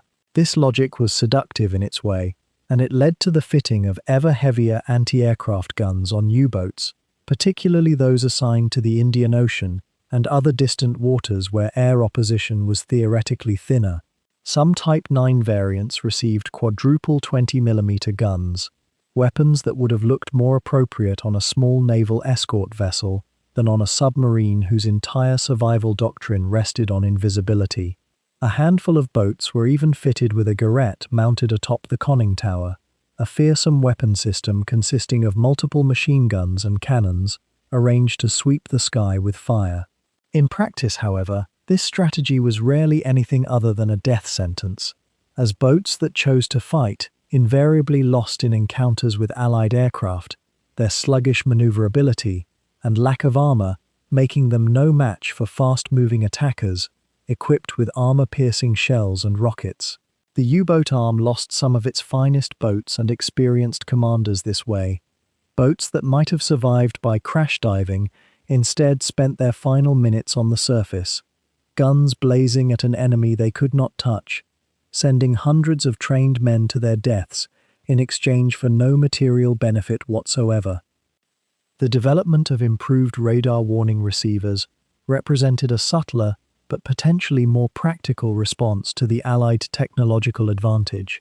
If U-boats could detect the radar emissions from patrol aircraft or escort vessels before those radar sets could detect the boats, crews would have time to dive, to evade, to survive another day. Throughout 1943 and into 1944, U-boat force technicians worked frantically to develop and deploy detection equipment that could sense the specific radio frequencies used by Allied radar systems.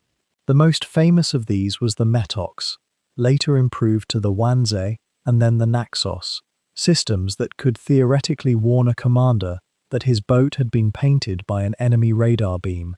Yet here too, the advantage was temporary and ultimately illusory.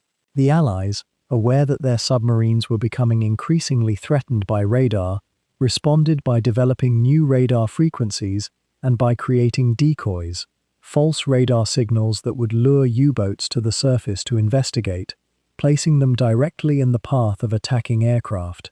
The intelligence war that surrounded the submarine campaign was every bit as crucial as the mechanical innovations, and for every German advance, there seemed to be an Allied counter-advance already in development or being deployed. A crew that detected radar and crash-dived on the basis of a Wanze warning might survive that encounter, but the next aircraft coming in on a frequency the detection equipment could not sense would find an unprepared boat, and the cycle would begin again. The radar warning receivers bought time, sometimes hours, sometimes only minutes, but time was always desperately scarce for a U-boat crew in the summer and autumn of 1943. The IXD variant represented perhaps the most ambitious attempt to preserve the Type 9's operational viability through extended range and endurance. If boats could voyage further, penetrate more distant waters, they might find shipping that was less heavily protected and waters where Allied defenses were thinner. The IXD was redesigned with enlarged fuel tanks, increasing the boat's range to well over 30,000 nautical miles, making it theoretically capable of operating continuously for as long as 8 or 9 months without returning to port. The boat was approximately 3 meters longer than the standard IXC, giving engineers additional volume within which to pack fuel and supplies without compromising the internal living spaces that were already desperately cramped. Some IXD boats also received streamlined conning towers designed to reduce underwater drag and marginally improve diving speed. The long-term vision was a submarine that could operate anywhere the war was still being fought, roaming the Indian Ocean, penetrating South American waters, potentially even reaching the Pacific Theater to work in coordination with Japanese forces. A handful of IXD boats were constructed, and several completed remarkable voyages, including long-range patrols to the coast of South Africa and into the waters of Southeast Asia that consumed months of steady underwater transit. Yet the IXD arrived too late in the war and in far too few numbers to make any meaningful strategic impact, and the additional fuel capacity that gave the boat its range came at the cost of reduced combat endurance once on patrol, meaning that boats operating at such fantastic ranges often had only limited torpedoes and time to conduct attacks before facing the desperate choice of expending valuable supplies to fight back toward home or attempt the final passage on auxiliary batteries and hope. Behind these technical innovations lay a desperate faith that engineering could somehow redeem a strategic situation that was already beyond redemption by the time 1943 drew toward its close. The problem was not, in fact, principally a problem of boat design or armament or propulsion. The problem was that the Allies possessed something the German Navy could not construct in any workshop or factory: absolute air superiority over the Atlantic, the Caribbean, and the waters around Europe. By early 1944, very long-range Liberator aircraft could venture further into the Atlantic than at any point previously, their patrol ranges extending deep into waters where U-boats had once operated in something approaching safety.